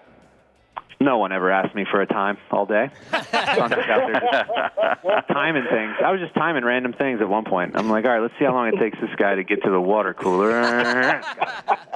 You could play the heel and just go up to people and go, yeah, I would have done that a lot differently. You tell them afterwards how you would have done it. Well, that's cold-blooded. So they handed you what do you call that thing? What's the backup quarterback hold again? What do you call that? Like clipboard. Clipboard. The clipboard. They handed you a clipboard. You're taking down all this information. The game's over. No one asks you for the results. Nope. Not a thing. I mean, did they think that? Go ahead, Andrew. And I'm like, I'm cool with that. I'm cool with that. But like, if it's just busy work, like I can figure out stuff to do on my own. I don't need busy work. Well, at least the weather was nice.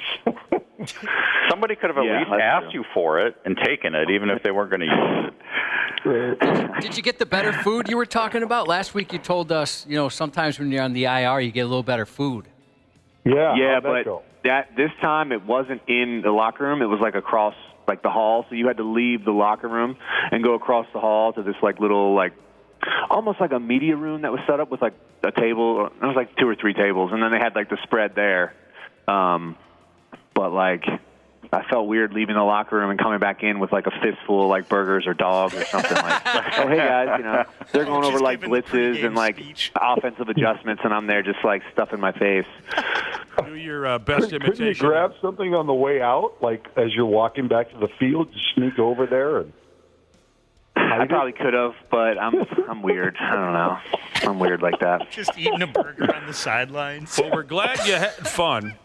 We're glad you had fun. We're glad you got to make that trip and enjoy the junk food and whatnot that's available to injured players. Depot, your story of the stopwatch you were given and then they never checked up on it. But you didn't mean not to, Jesus said. It's like giving your little brother the unplugged video game controller so they think they're playing the video game. You do that with our son. That's wrong. That is wrong. That is wrong, Mr. Jesus. Dang. You used to do that Make me feel worse. Josh, my youngest, like playing if the whole family was playing Mario Kart, we'd be like, here you go, buddy, pick your character. Like he was playing, and it was the same he has thing. no idea what's happening. No batteries in that He thing. thinks he's playing. He thought so. Awesome. Well, not to darken the conversation at all, Andrew DePaola, especially during the official beginning of our holiday season, but this friggin' story going around about athletes being victims of home burglaries, it's gotten to the point now where, from what I read yesterday or the day before, the NFL sent out an official security alert and all that. I mean, what's the vibe on this with the boys in the locker room? Well, we actually had been alerted to this a couple weeks ago. Like, we had known that, like, this ring of burglaries and this gang was going around to different cities and targeting professional athletes' homes. So we kind of knew about it. But, now we're making a joke. It's funny that it gets national news once Mahomes and Kelsey's homes get broken into. That's when people started caring? Yeah, that's when the cops were like, we need to do something about this. Ain't that the friggin' truth? Not man. Taylor's boyfriend. I don't blame you for having a little bit of a sarcastic edge about that. That's funny.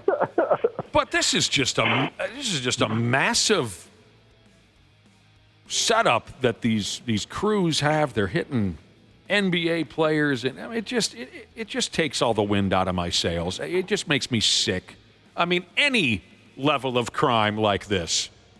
Please don't get me wrong. It's not as if there's probably a few people saying, "Well, why do you only care when the pro athletes get?" That's not what I'm saying. Any of this type of crime makes me sick. When Josh talks about the home break-ins he's gone through in his life, it makes me friggin' sick. It's just unfortunate that this shouldn't be the way we operate. It troubles me. So I feel for you fellas who might be a little nervous and on edge about the whole thing.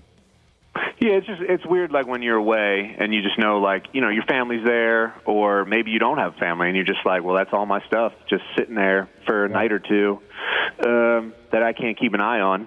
And it's just not a good feeling, not something you want on your mind when you're traveling to, go play a football game. No, hell no. It's scary that these guys don't care about security systems. It doesn't bother them. Cameras, all that kind of stuff. They just completely. Well, they know that no one's there. They know at least I've got however many minutes until the response team comes. So they're like, yeah, we can not take our time, but we have a certain allotted time that we can get in and get out in. It's a sophisticated group. They know what they're doing. That sucks. It really sucks. So, in closing now, because we know you got to get going in a couple of minutes, back to the holiday season. So, are you going to be able to have I don't know your schedule. Are you going to be able to have a full-on good time Thanksgiving, friends, family, the whole schmear there for you? Yeah, I think. Yeah, I don't know what you mean, like just in general, or to have the whole day to yourself, kind of a thing. Yeah. We haven't gotten our schedule for that week, for next week, or even that day. So I'm not sure what that looks like. But usually the coach here understands that people have families and lives, and they want to get out of here at a decent time to spend the holidays with, friends, family if they're in town. So, yeah, usually we get out of here at a decent time to enjoy it. Do players bitch about the quarterback matchup on Thanksgiving Day? Because the fans sure seem to be upset about it. Who was it, the Giants and the Cowboys? Nobody wants to watch the Giants and the Cowboys. Look, Randy's laughing because... that's nap time. We've already talked about it. We've established that's that, haven't we? time. All right, Andrew. Yeah. Tommy Cutlets against, what's his name again? Cooper Rush? Cooper Rush. Oh, see.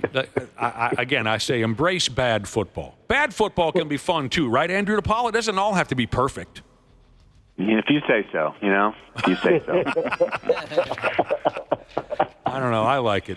Hey, man, have a wonderful Thanksgiving. We'll talk to you. We're off next week, so we'll talk guys. to you in a couple of weeks. Bye-bye, Andrew DePaola.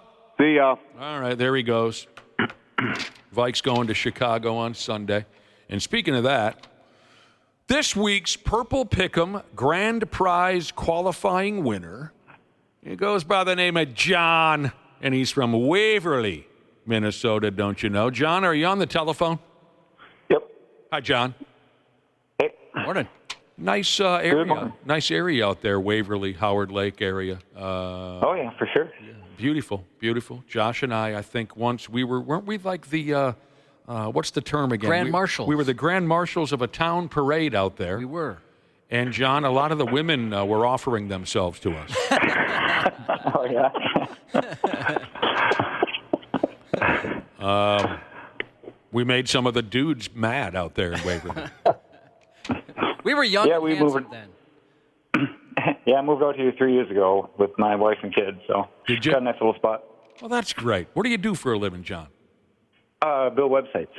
Oh, nice. Build websites. That's Nick. That's right up your. And basically, yeah, it can fix everything with a computer in general. You want a job? Oh, yeah. You offering? We might be. I'll interview. Boy, we could use a guy like you around here. Well, you must be a very bright guy. I wouldn't know step one. Josh, you might know a few steps on how to build a website. No, I mean, outside of going like to a Squarespace and plug and play, no, but other than that, no way I could do it. Randy Shaver, do you know how to build a website?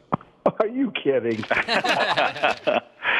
Well, John already won a $25 gift card to Dickey's Barbecue Pit of Eagan, and now he's qualified, as you can tell, to join us on the air and make some picks.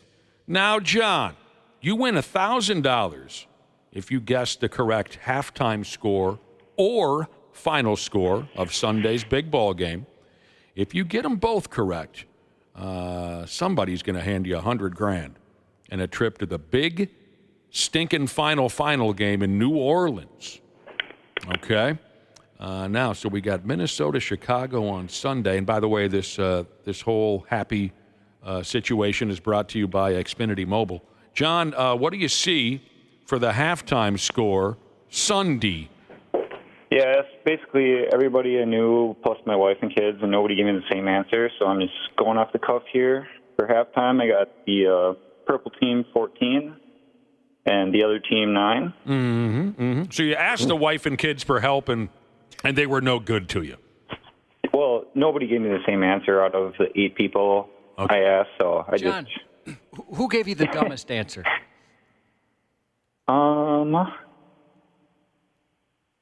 Honestly, my father-in-law, and not my 6-year-old. Your father-in-law gave you? Well, I'm going to ignore that one. What did he say? Like, did he say something like, -9 to 11.5 or something like that? 1 to. It was 16 and 2, and the other one was, see here, 28 and 12. So 16 and 2. Boy, you're going to feel like a fool if it's 16 and 2 at halftime. Come on, 16 to 2 at halftime. All right, you said 14-9 at half. What about the old final? If the game ever ends, what will the final score be? I'm going to give you 31 purple and 16 for the other guys. That's a solid victory right there. John, thanks for listening. Thanks for getting involved. Say hi to everyone out there in Waverly. And and if I could, real quick, Nick, I had to give a shout out. One of your mom's good friends is a friend of my mom's buddy. I guess you were out having a few Steve Weisers with him not too long ago, Andy. and they were in studio with you back in like 2002 with Mike Epps, and so he said say hi. Okay, a friend of yours was in studio with us once before when we had Mike Epps as a guest.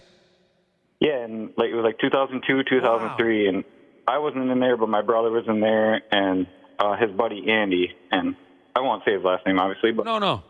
Wow, he just said to say hi, and I saw you not too long ago. I appreciate that. I remember the day we had Mike Epps in studio. Wow, that was a long time ago. That was, yeah.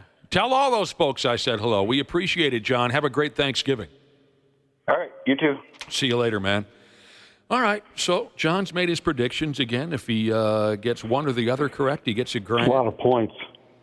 31 and 16, he said at the ass end? That's a lot of points. I think it's going to be a low-scoring football game on Sunday. I don't think either team is – I don't know. There's just something about going to Chicago that just seems to slow down the Vikings' offense. It's just and you never know about the weather, too. I mean, it's probably going to be a little cold. You never know if it's going to be windy or something like that. I think it's going to be the typical NFC black and blue 15-10 game, one of those kind of games on Sunday. 15-10, you sound like John's father-in-law. Yeah, I just think I don't think he's too far off. I really do. I think it's going to be a slugfest.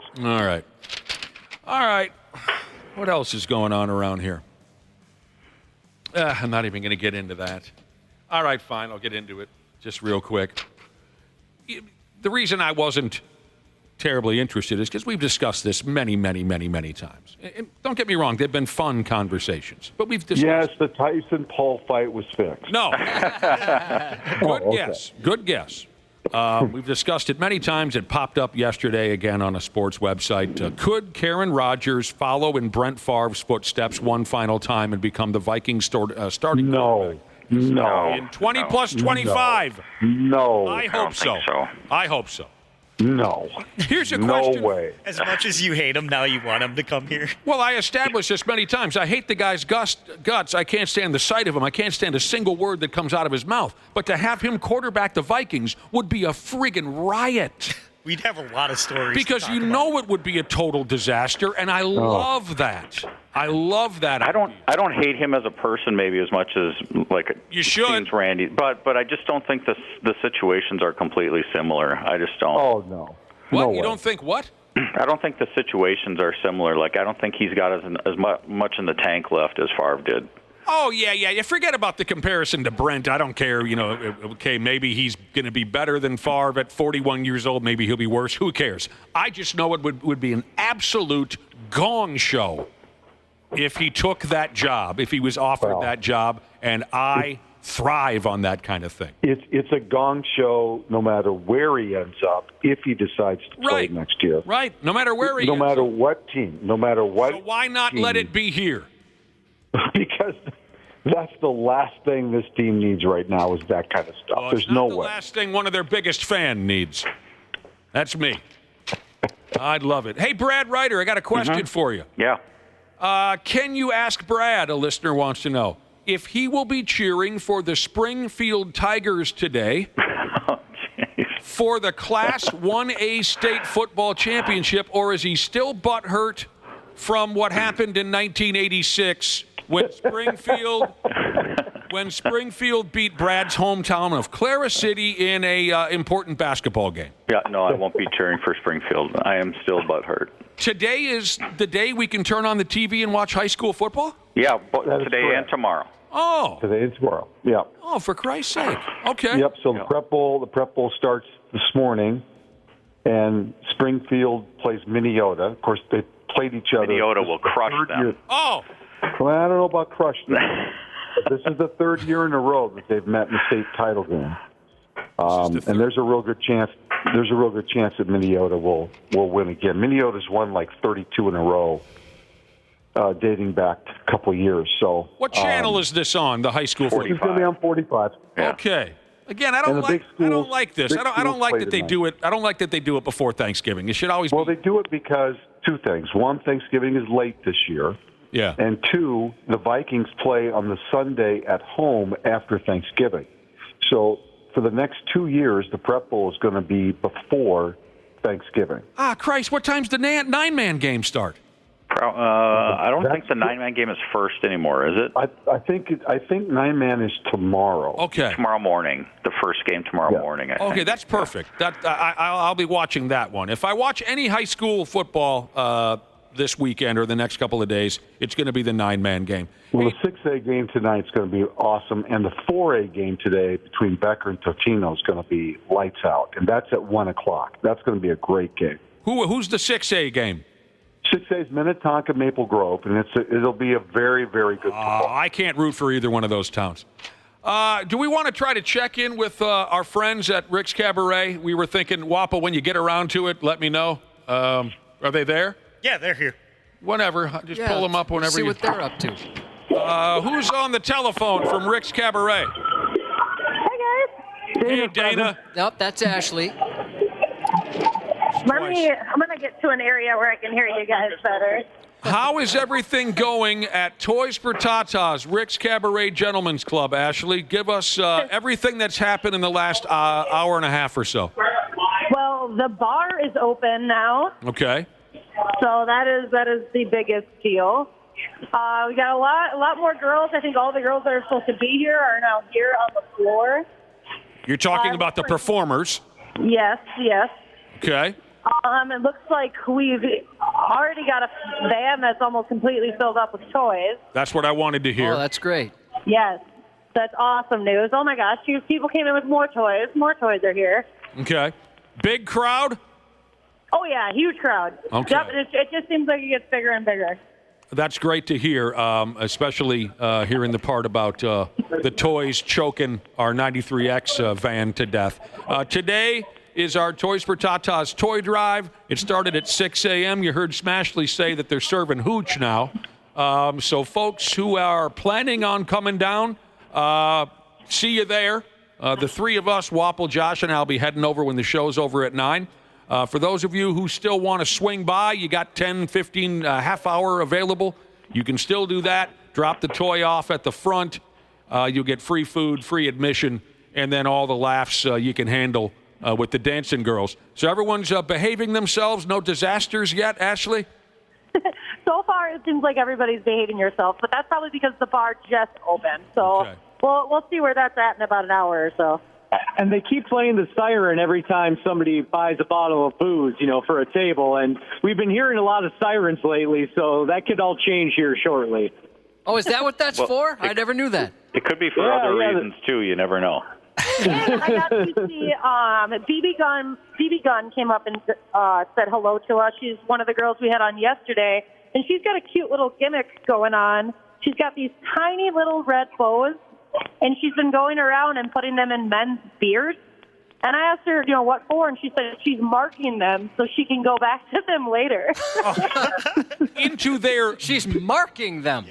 Did you say beard or beer? Yes, beard. Beard. Okay.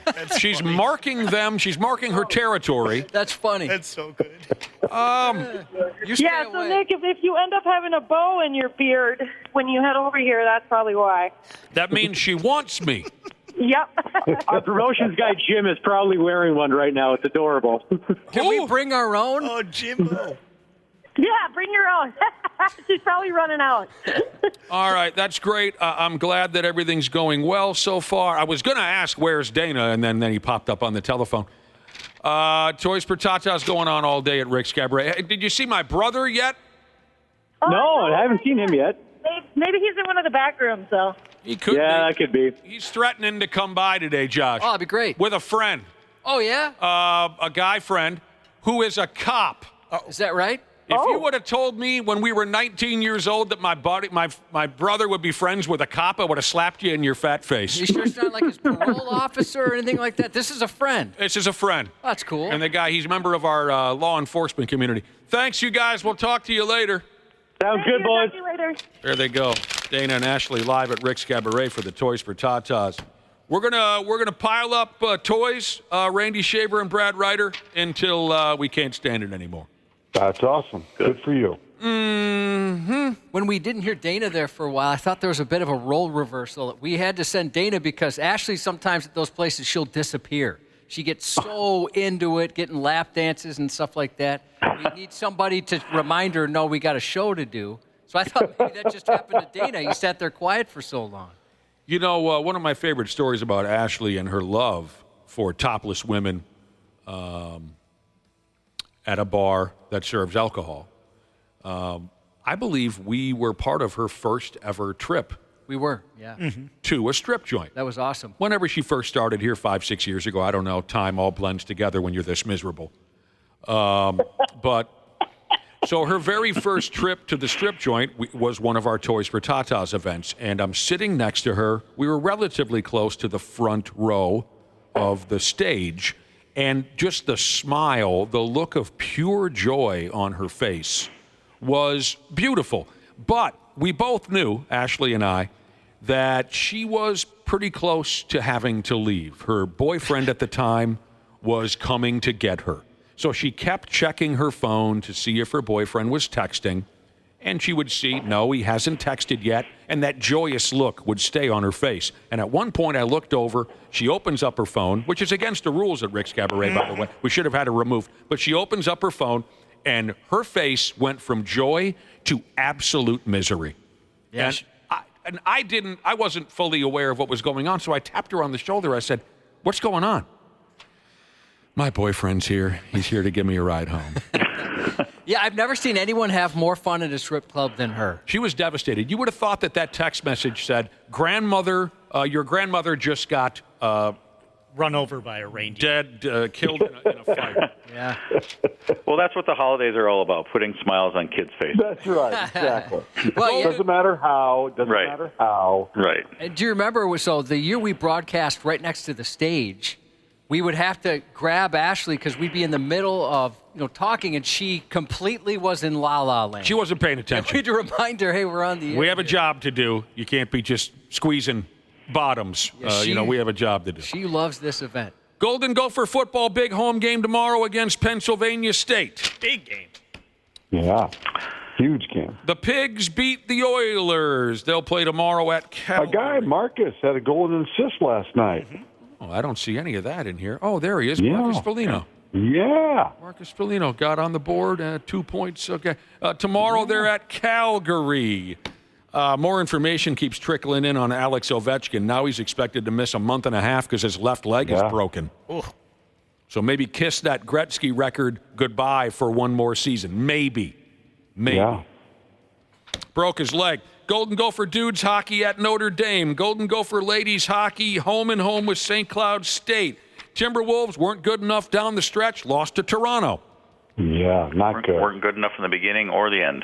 Well, no, or in the middle. You didn't need to be good in last night's ball game. This was not a pretty basketball game. They could have won last night's game had they been the better team down the stretch, and they were not. Mm-hmm. Well, Toronto played their butt off. You got to give Toronto credit. That's the first time I've really watched Toronto. They're not terrible. They're not terrible. Both teams played terribly last night. I think both teams played way below their potential last night. I will say, though, that Toronto's energy was way better than the Wolves at certain stretches of the game last night that actually decided how the game would turn out. I mean, got to give Toronto credit. They played hard. No, like I said, they're not terrible, and they were the better team when they needed to be. Keep an eye on the chemistry between Julius Randle and Rudy Gobert. Okay, what do you mean by that? Well, there were a couple times down the stretch last night I didn't like what I saw. So how about the Gobert 3-second thing? Well, that had me very angry. Yeah. God, and Edwards just chewed his ass too. Yeah, he did. It's like, what was he doing? I think he was mad he was not getting the ball. Yes, he was mad. If folks don't know what we're talking about, Rudy Gobert gets directly under the basket last night, and he's got his right arm up in the air. He wants the basketball. And Julius had the ball. So Julius did that's not what I'm beat saying. him. Right. Yeah. Maybe Julius should have given Gobert the basketball. Yeah. Smaller man on him. Okay, if you don't know the NBA, there's a 3-second rule once you get into the lane. You got 3 seconds to clear the hell out of there unless you get the basketball. Well, Gobert was clearly very close to the end of that 3 seconds. Randall does not give him the basketball. Instead of quickly exiting the lane to avoid that 3-second violation, Rudy, moping like a little kid, slowly walks to the outside of the lane, and he is penalized with a 3-second violation. He acted like a child. And then a couple possessions later, then toward the end of the game, Randall just fired a ball at Gobert, like in the last his hand, possession. and he couldn't catch it. Right. So that's what I'm saying. I see these two possessions. I'm like, keep an eye on that. Well, it wouldn't be the first time that Rudy Gobert isn't the most popular guy on his own basketball team. That's for sure. They're playing Boston Sunday. And that'll be very, very tough. Now, I wanted to make sure we squeeze this in today because this really confused me. I'm confused, but yet I'm very excited. Hopefully someone can help me with this. So, the story I read yesterday on Channel 5's website says Golden Gopher basketball is going to officially retire Randy Brewer's jersey. Okay. That's awesome. But Randy Brewer's picture and number has been hanging in Willem Arena already for a number of years. But what they're saying here in the story is, yes, Randy Brewer, his poster or whatever you want to call it, and number is hanging at Willem Arena and has been for years. They never officially retired his number, meaning have him out on the basketball court at halftime or before the game, whatever it is, have him speak, have the crowd recognize him and all that. Have you guys heard anything about this? I have not. That's the first I've heard of that. Yeah, no, I haven't either. Well, are you saying they hung the banner? Yes. Without properly recognizing him? Yes. But the other confusing part is the story says they're going to do this Saturday at home against Illinois. The Golden Gophers do not play Illinois on Saturday. They don't play Illinois until February. Well, this sounds like a Channel 5 problem more than it is maybe they've got the team wrong that they're hosting on that Saturday. Yeah. Or maybe they're doing it in February against Illinois. Right. Yeah. I was wondering if you guys knew any information. Probably more what Brad just said. I don't think they would do that in a non-conference game on a Saturday against Directional State University. They would do it in a Big Ten game. Right. Okay. That's probably the answer. The answer is they're going to do this in February, officially recognize Randy Brewer as a If they have not done that, as you said, this is way long overdue. Yes. That's just ridiculous. Now, here's the story Randy that I Brewer heard. should have been honored a long time ago. I thought those were two separate things. They're hanging the banner Saturday, and then they're going to do the jersey. But I think we've always thought the two were the same thing, right? I don't know, because the article I always look at those banners and say they retired that jersey. That's what I see when I see that, but maybe I'm wrong. Okay, his banner, his poster, what's the word? Can someone help me? The big giant pictures that hang. No, I think it's to honor him. It's a banner. No. It's already hanging. Right. And it has his number there, just like Willie Burton and just like Michael Thompson. I just looked this up on the Gopher website. They retired his jersey at the Minnesota-Illinois game back in 2015. Right.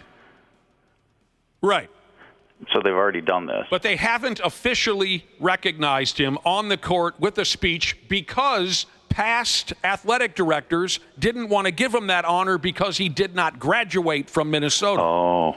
The word is the current athletic director says, who cares? It's Randy Brewer. Let's have his ass out there. That's so dumb. So if someone can get us the proper date, the whole story is very confusing.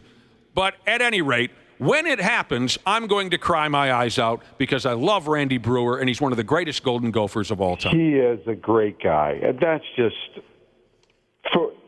wow. I didn't understand that. That's really stupid. I think the wording is how it's confusing. Yeah. So it says. No, but I'm saying to not retire, to give him his moment because he didn't graduate. Right. I mean, come on. I mean, that's just the way the sports. I mean, guys left early. You know, you got a chance to go play in the NBA. Explain to us, Josh. The more websites I click on this, I think this is a Channel 5 thing that they messed up. Josh, what is the wording you were saying? I don't know if they messed up, but this is the confusion. The wording is that the banner will live forever in the rafters of Williams Arena starting on Saturday. Okay, so tomorrow, the banner. But the jersey retirement ceremony will happen at the Illinois game at halftime. So Okay. it's two separate things. I'll have to stick around for that. And it looks like the Illinois game's February 5th. Right. So on a Wednesday. They're not saying Illinois is Saturday. They're saying those are two separate events. You see what? You know what's funny, Wapple? Last night I saw that Illinois was here on February 8th, and that's a Saturday. See, well, this is the most bizarre friggin' thing. At any rate, whatever they're planning on doing with Randy Brewer, I can't wait to see it. I can't wait to see it because he's one of the greats. Did I have one final message here? Oh, yeah. Ohtani and Judge are the MVPs in the National and American. No surprise. No surprise there. That's not going to shock anybody. All right, there you go. We're off next week, boys. I know. Yeah.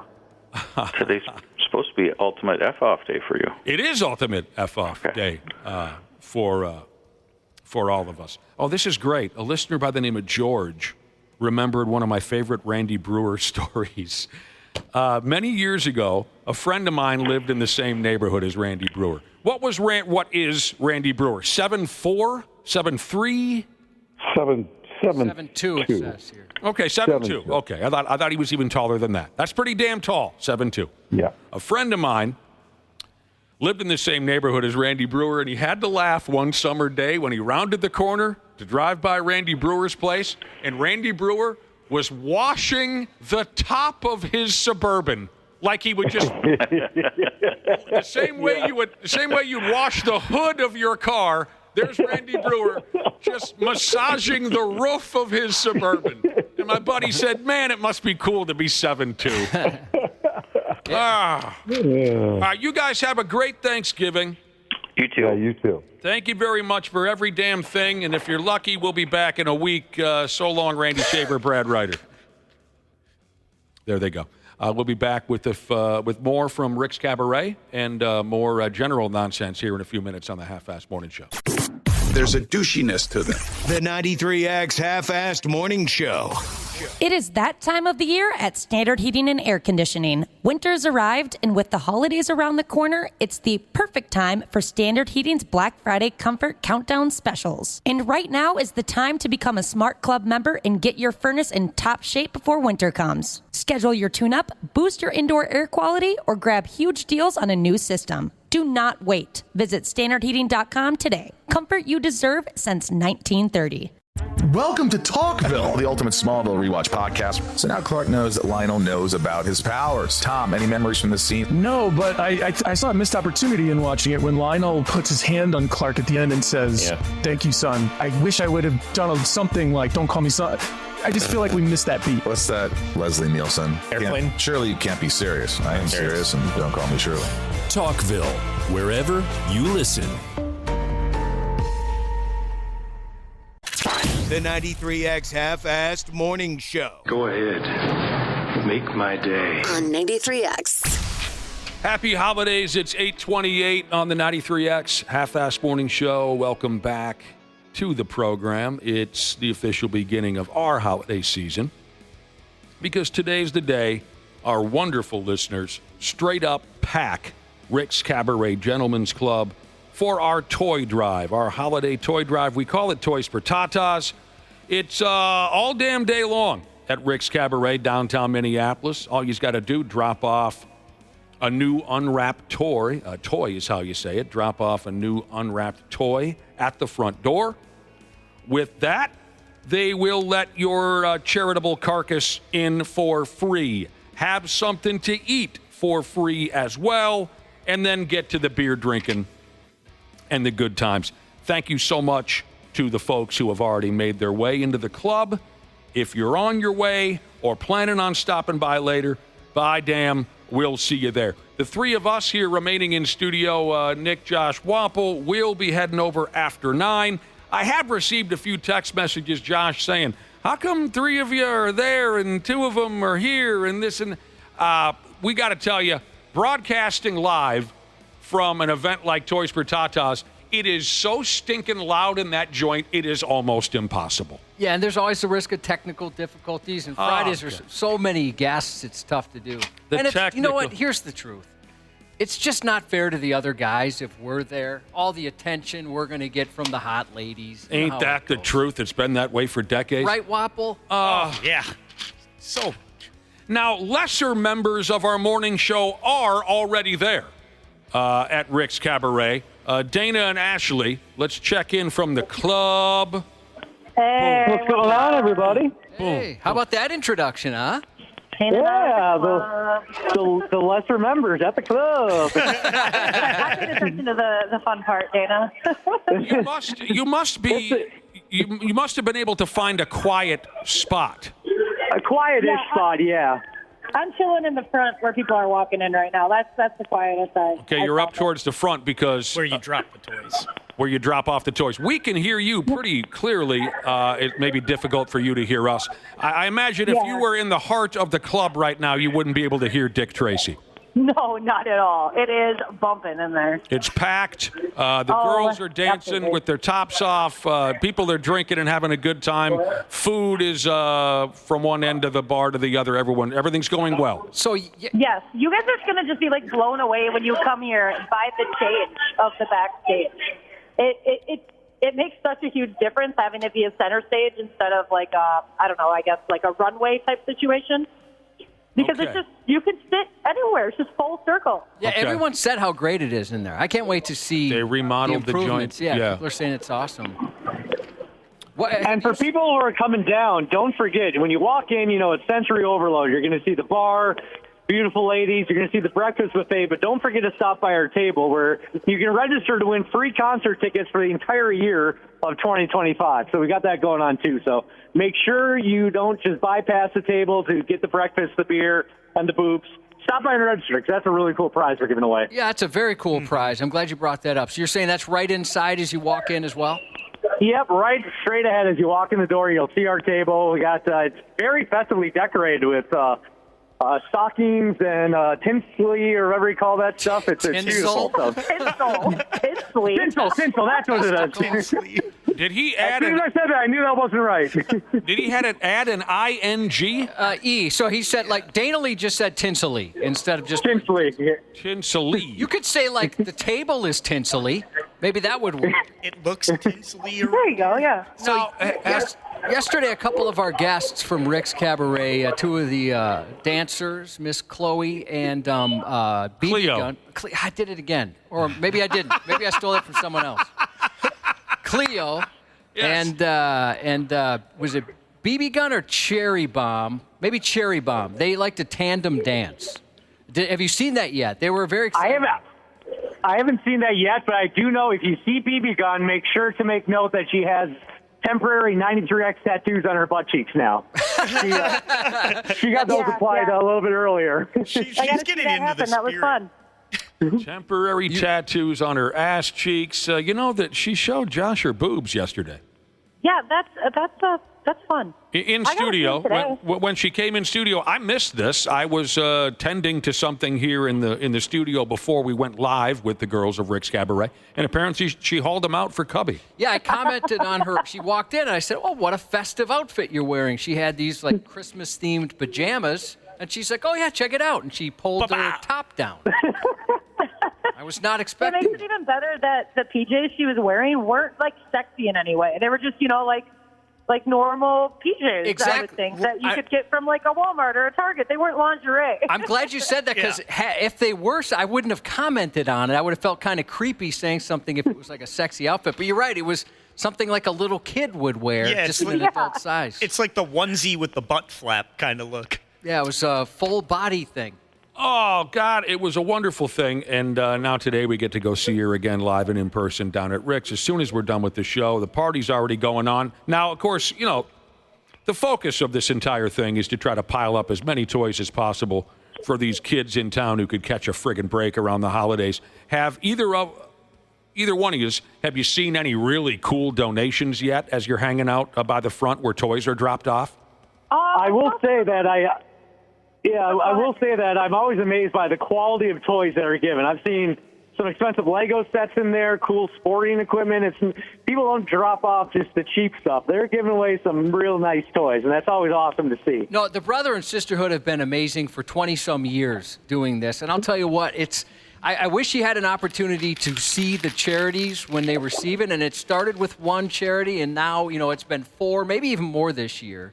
that because it's overwhelming. And we had a charity once tell us, we are so appreciative of your listeners, but you're going to have to spread it out to other places because we can't even handle this amount of toys. There's just so many. And thank you so much for that. No, they never let us down. Our listening audience never has. And it's still, it's interesting and it's kind of aggravating, Josh, that every year when we bust out the Toys for Tatas toy drive, there's still some folks who chuckle, snicker.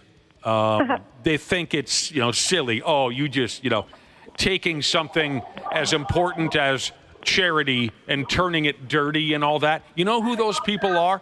They're people who probably try to do the same thing, and we whoop their ass every year. Oh, I'm sure. We whoop their ass. Well, I'll tell you this. When we originally came up with this idea, keep in mind, we were very young men, right? Maybe we'd call it something different today. I don't know. But back then, the first charity we approached, they're like, no. We're not going to be associated with that. Very smarmy about it. They changed their tune towards years gone by. And it's all thanks to our listening audience. Yes, it is. Absolutely. And nobody, because it's right, an unwrapped toy, right? That's what gets you in. And there's nobody that's chinsed out and just said, hey, here's half a Hot Wheels car or something like that. Right. All right. Oh, Nick, somebody just brought in a Hulk Hogan doll. Well, that's wonderful. And I was just out of thought, Dana. You're very childlike. You like to play with toys and stuff. Yeah. Is that why Ashley's up front by the toys and you're somewhere in the back sequestered? Yeah, I'm not allowed near the toys. That was a rule that was set aside immediately. Because I might get a little sticky fingered and try to pocket some of them into my trunk. I could see you doing that. We don't need a set of Pokemon cards being stashed down the front of your boxers when nobody's looking. That would shine a bad light on the entire operation. Well, is there a line, Ashley, or how's the logistics of getting in right now? Yep, there's a line, but it's not too big because they're trying to keep people warm, so they're trying to keep people rushing in. It's a pretty quick situation they got up front, so you won't have to wait for too long. Okay, good. And also it's been pretty cool talking to people. There's a lot of people that are here for the very first time, so it's awesome to see how this event continues to get more and more people and new people who have never been. They said, it's my first time, and this is as fun as advertised. They're having a blast. We were talking yesterday about what we were going to do to the rookies. And it ain't pretty. Tell them to stick around. Anybody show up that's completely confused as to what's happening? Wait, what's happening to my strip club here? Why is it so busy? No, not yet. I was just outside to hear you guys a little bit better, and two people did walk by, and they're like, what is it this? Is this a strip club? Why is it open right now? Here's a question. You can hear the music from down the street when you go outside and you're, by the parking meters. You can hear the music very loudly. I bet Minneapolis isn't as busy as it used to be. It's true. I mean, really, it's not as... Well, yeah, I mean, shoot, the work from home stuff. What time does it end today, a listener wants to know? They're open forever. They're open all day. If you come in at 7 o'clock tonight, we'll still... I guess I can't say that for sure. We usually keep that donation box out there for quite a stretch. I thought, in the past it had been there until at least 2, but I think Rick's, they keep their own as well. They have in the past. There you go. Maybe the next time we have you guys on, you can find that out if you don't mind. Tell you what, if you got a toy you want to donate and you're not going to be able to make it until 7 o'clock tonight, I guarantee Rick's Cabaret will find a place to give it. Yeah. They'll make it happen. All right, let's check in on our strip club bingo card. We had a little fun with this type of thing. We had a little fun with this type of thing at the casino a month ago. Most folks are familiar with this bit. If you're going to a special event, you might make up a bingo card. And on the bingo card, you have things that you're likely to see at the event. A big gimmick is state fair bingo. We did casino bingo. Why don't we do a quick round of state fair a strip joint bingo. And with Ashley and Dana present at the club right now, as we read through these items, you can tell us if you've seen any of these things. These are likely things you might experience at a strip joint, all part of our strip club bingo card. Ashley and Dana, are you prepared for this? Absolutely. Okay. Number one would be the Santa look-alike guy. He's there every year. Is he there yet at this year's Toys for Tatas? Yes, he is. Okay.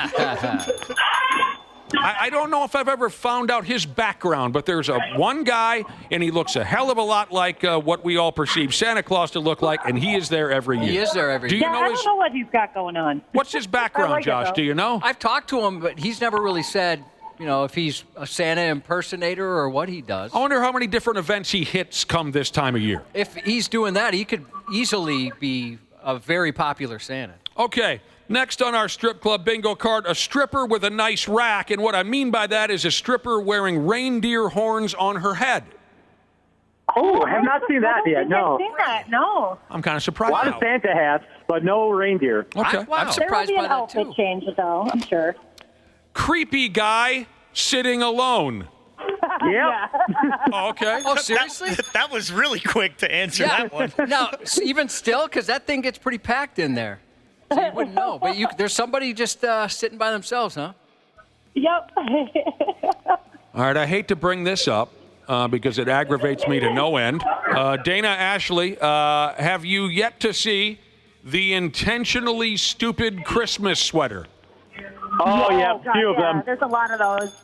Any that stand out? Can you remember what was happening? Was it what are some of the typical gimmicks with the stupid Christmas sweater, Josh? Typical ones? Yeah. Or, like this year I could see like a Haktua or something, something more modern. Usually it's like maybe Santa doing something un-Santa-like. Sure. Or like your different TV shows. Oh, sure. Wapple, don't you have a Ric Flair Christmas sweater? Yeah, that one glows up, and then Josh also gifted me Orange Cassidy one that says "Happy, Merry, Whatever."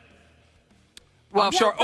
Because right, that's his Ric gimmick. Flair one. I wonder if it's the same one. Is it pink and glows up?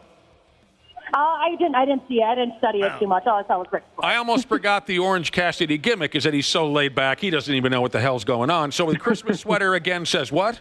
Happy, Merry, Whatever. There and you then go. it's got a thumbs up in the middle. I loaned that to you, and you just haven't given it back. Shoot. Yeah, it wasn't a gift. Next up on our strip club bingo card, maybe Ashley and Dana have experienced this in the 2 hours and 42 minutes that the party's been going on, but just more in general, anyone who goes in today, mark off on your bingo card if you see a coworker or friend you didn't expect to see at a topless event.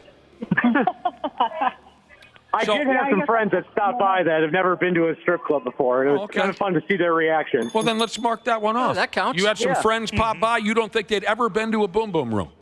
No, one of my friends, Becky, she came by. She is late for a meeting, but wanted to stop by and drop some toys off, and she goes, I'm just going to hope that nobody in the meeting thinks I smell like a strip club or anything like that, or a topless joint. But well, good for her that to come she by and swung support by. the club. Yeah. Support the cause. Walks into the meeting just full of glitter. Are there any members of our radio station there looking awkward and uncomfortable, but they feel like representing the radio station this morning? They don't look too. Actually, no, they look pretty darn comfortable. One of the members of our promotion staff was the one that got to put the tattoos on BB Gun's butt for her. So I think they're having a great time. Okay, so no one's looking awkward. I was going to ask, so that's promotion. So promotions, they join us for everything. Yeah. But what about like a staff member that wouldn't normally show up at a promotion? Right, like a sales lady or a sales guy. None of them are looking uncomfortable right now because I always did what's the word I'm looking for? Enjoy that bit. Yeah, where they show up and they're definitely... none of that yet. Okay. Nothing, okay. Next up on our strip club bingo card, indoor sunglasses guy. Oh, no, I haven't seen that yet. Okay. No, me either. Okay, that's somewhat encouraging. Yeah, I'm scanning the room right now to double check, but I have not seen that yet at all. Okay, next up, have you heard All I Want for Christmas played at the Boom Boom Room? No Christmas music yet. No I Christmas did hear Pour Some Sugar. Oh, that's on the card. Yeah, that one's basically a free space. That's a staple. Yeah. That one comes up later. But not Mariah Carey or whoever. I mean, a dozen singers. You haven't heard All I Want for Christmas yet? No, I've not heard that yet. Okay. A line of 5 or more people at the cash machine. No, I haven't seen that yet, but there's always somebody there, but it hasn't been a line yet. But there's always somebody there. All right. Well, we'll wait for that. 5 or more people. Is there heavy traffic outside the VIP room? I mean, usually that's a little later, but maybe somebody got in there early. Dana, I don't know. You're the one that's over there. I'm sorry, what was that, Josh? Oh, that's it. Oh, he's distracted. What distracted He was you? looking at the booze. That is it. I'm telling your fiance. I was asking what it's like over at the VIP area. Oh, yeah, this kid pretty packed back. It's always like one person, goes back to the VIP room, and then the dam kind of bursts, and, then they all start filling up. You always need that one person to kind of break the seal, and now they're all pretty packed back here. The buffet's the same way. Like the first person goes, and everyone's like, all right, it's okay. I can grab a plate and go. Yep, exactly. Yeah. Let's check this off if you've seen it this morning. Dana and Ashley at Rick's Cabaret for Toys for Tatas. A guy running away from the bar noise to take an important cell phone call. That's me. That's Ashley.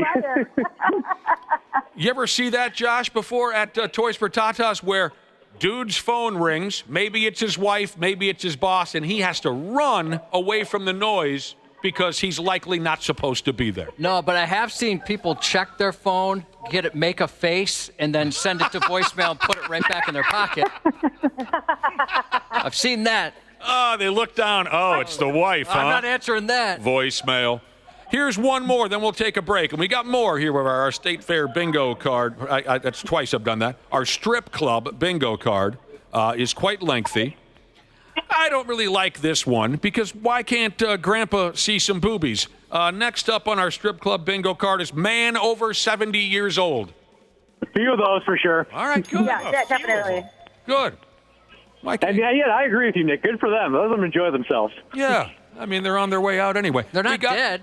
No, they're not dead yet. No. Half-assed morning show. Please stop masturbating. On 93X. All right, let's wrap up this nightmare by going through, oh my God, what was that? That was the phone line. Is that Dana and Ashley live from Rick's Cabaret Gentlemen's Club downtown Minneapolis for our Toys for Tatas toy drive? Yes, it is. Okay. Correct. Hi, you guys. Correct. Hi. Hello. Hello? Hello? Hello. Hey, guys. Wrap things up with this. Hey, everybody. Hello. Let's go through all the rest of the possibilities on our wonderful strip club bingo card. We've gone through some. We've got a ways to go yet. Again, and if you're unfamiliar with this gimmick, folks do it for all different types of events. You make up your bingo card, and you fill that card up with different possibilities of what you might see or experience at the event. And if you do, you mark it off. And hopefully you get friggin' bingo. Our strip club bingo card. And then Dana and Ashley, who are live at Rick's Cabaret, they can tell us if they've actually seen or experienced any of these things. We left off with a man over 70 years old at the Boom Boom Room. You guys said there have been a few of them already, and I think that's wonderful. Yep. How about this? Don't have to be at a strip joint for this, but it's probably more likely. Have you seen the guy or the gal who makes sure that $100 bill that he's got in his wallet is on full display for everyone to see? I haven't seen that yet, but I'm sure there's people out there doing that exact thing. You ever seen that guy at the bar before, Josh? He kind of makes it, he hangs that $100 bill out his wallet just far enough so everyone can notice. Well, you got, or like maybe they get something out at the ATM and they leave that ATM receipt right there for the next guy. Yep. Yeah. Oh, people do that on purpose? Is my balance on there? Yeah. Oh, shoot. Did I leave my friggin' balance on there again? I am a foolish person. How about next on our strip club bingo card? It is kind of odd hours to be drinking beer and rolling around on the floor with strippers. Have you seen a sleeping customer yet?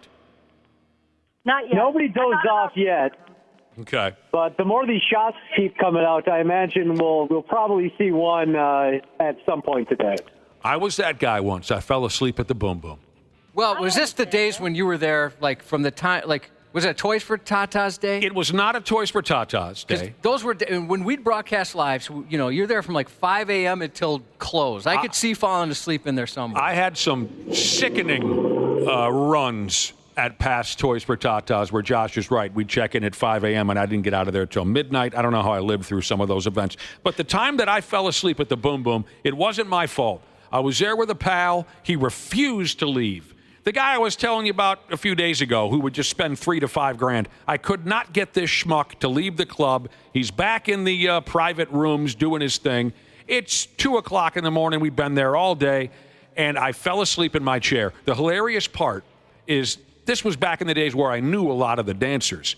I woke up to one of the dancers I was very familiar with. I woke up to her on my lap, and when I came to, she said, "That'll be $40." Oh, no. She acted as if she had just dumped 2 dances on me while I was out cold, and I owed her money. So, you slept for about 8.5 minutes. Yes, I did. I did. How about a member of our armed forces in uniform today so far at the strip club? I actually have not seen that yet, but they usually do make an appearance. Yes. Yeah, usually a little bit later in the morning that they come by, but no, I haven't seen it yet, but I'm sure we will. Last year, I remember turning to Nick and saying, okay, who's protecting our country right now? There were so many. I thought we are in some serious danger. Oh, my God, yes. I remember also thinking, are they going to get in trouble for this? I worried about that, too. I remember, because I remember saying to you, like, we probably shouldn't mention the branch that's here right now when we go back. They were in full uniform and not acting like they were in uniform. But, hey, it's a boom boom room. You're having some fun. And, by the way, that's not fair. You can't do that. No, it's not. That's not fair at all. The ladies. Next up on our strip joint bingo card, I always like this gimmick. Tell me if you've seen this. Extremely tall stripper with a tiny little man. I always like that. And she's walking him over to their, you have seen that? Yes, like it's her little puppy. Oh, yeah. It is. It's like, and they're even taller because she's wearing, like 6-7 inch heels, so it makes it even like the height difference even all the more comical. And she's walking her tiny little customer over to where she's going to maul him to death. Ashley, you've been there for a while now. Earlier on when we checked in with you, you said you fell in love. You were smitten with a bartender. Has that changed? Have you fallen in love with someone else, or are you committed? I have fallen in love with a couple more girls, but my bartender girl is still number one. All right, you'll have to so point her out. You've got backup plans. Yeah, I'll point her out as soon as you guys get here, believe me. You'll have to rudely point at her from across the bar. Well, I honestly, I won't even have to point at her. You guys will just know. Okay. We're not into the same type of girls, you and I, Ashley. Oh, true. We do have different types. Dana, what about you? Have you fallen in love? Yeah, a couple times, actually. When I got distracted earlier, it was because an impossibly good-looking woman walked past me, and I completely missed what you had asked me, Josh. Impossibly good-looking. You're only human. Okay, flaming bottle of booze goes by. Oh, yeah, plenty of those. I like that gimmick. Oh, with the sparklers, yeah. Yes. Bouncers ejecting a troublemaker. I haven't seen that yet. Okay, that's good news. But I would not mess with these. They look so legit. They're soft as hell. The overwhelming smell of marijuana cigarettes. Yes. Yep. Okay. Someone making it rain. I haven't seen that yet, but I haven't been close to the stage, so. Right. We kind of been hanging in the back here by our table, so we haven't been up to the stage yet, but I'm sure it's happened. Strippers with bows on their nipples? They do that? Yep. Okay. Oh, like that's a signature look. Okay. Signature look. Okay, like a pasty or of some sort. Yep. I imagine tying one around there might be uncomfortable. Ooh. What do I know? Wrapping up our strip joint bingo card. Okay, we covered this. Pour Some Sugar on Me was played. What about cherry pie? Cherry pie? Yep, heard that one. Okay. Girls, girls, girls. No, haven't heard that one yet. Couple Motley Crue songs, of course. Dude getting a lap dance whose facial expression is far too sexual. I try not to make eye contact when I see that happening, so I'm not sure. Okay. What about, has there been a decent amount of girls getting lap dances? Oh, I haven't seen that yet, no. But Double D Jesus is here, so she's probably already had a couple. She's trouble. I could see her getting kicked out of a strip club for sure. Oh, easily. She's a lot of fun here. How about dude taking a deuce in the strip joint bathroom? No, I haven't seen that yet, but that's always an uncomfortable one to do. I see it almost every year, and that individual is usually treated quite unfairly. Yeah, I agree. They deserve a Purple Heart. It's early in the morning. A friend of mine gave me the Purple Heart for taking a deuce at the Skyway years ago. Our final option, or what's the word I should use, Josh? Our final example here on our strip club bingo card. Last square here. Last square. It simply says, oh, God. It just says gravy boat with a question mark. Oh, I had forgotten about that. Why would you bring that up? I didn't bring it up. Josh brought it up. No, I did it. Now, let me tell you something about the gravy boat. Learned about it yesterday. My most perverted friend called me yesterday and basically said, all right, that's sick. And I thought, if he finds that sick, this is really, really He's bad. the guy who invented a lot of those moves. Yeah. Like, that's the type of thing where I could see him call me and say, it's not that bad. But all right, we got to wrap her up. We're on our way over to Rick's Cabaret Gentlemen's Club in downtown Minneapolis for our Toys for Tatas toy drive. Thanks, Ashley and Dana, for checking in with us. Thank you, everyone. Before we completely wrap it up, thanks to everyone for bringing toys, but I want to give a special shout-out to Anytime Bail Bonds. They came with a ridiculous amount of toys like a couple minutes ago, so shout-out to them, too. That doesn't surprise me. They're our pals. That's great. We'll be dumping thanks on everyone at the club. Once we get there, we'll get on stage and say our thanks in person. Wonderful showing. The place is packed. We can't wait to get there. Thank you to our listeners, just in general, and have a wonderful Thanksgiving. We've got next week to ourselves. We'll be back with you in December, but we love you, and we hope you have a great Thanksgiving, everybody. Happy 17th to metal grinding diesel head Jesus's Pumpkin Katrina. Happy birthday to Hannah Banana, turning the big 07 today from Sprinkler Fitter Jesus. Shout out to the crew at XL in Maple Grove, pouring concrete today from St. Jesus. And yes, as Nick said, have a happy Thanksgiving. We appreciate you very, very much, and hope you join us again in just about a week. The 93X Half-Ass Morning Show. 93. The 93X Half-Ass Morning Show podcast is sponsored by Standard Heating and Air Conditioning. New episodes drop each weekday. If your podcast platform has ratings, go ahead and give us 5 stars and maybe give our enemies 1. Thanks, and here's a word from our sponsor. Winter's arrived, and with the holidays around the corner, it's the perfect time for Standard Heating's Black Friday Comfort Countdown specials. And right now is the time to become a Smart Club member and get your furnace in top shape before winter comes. Visit standardheating.com today. Comfort you deserve since 1930.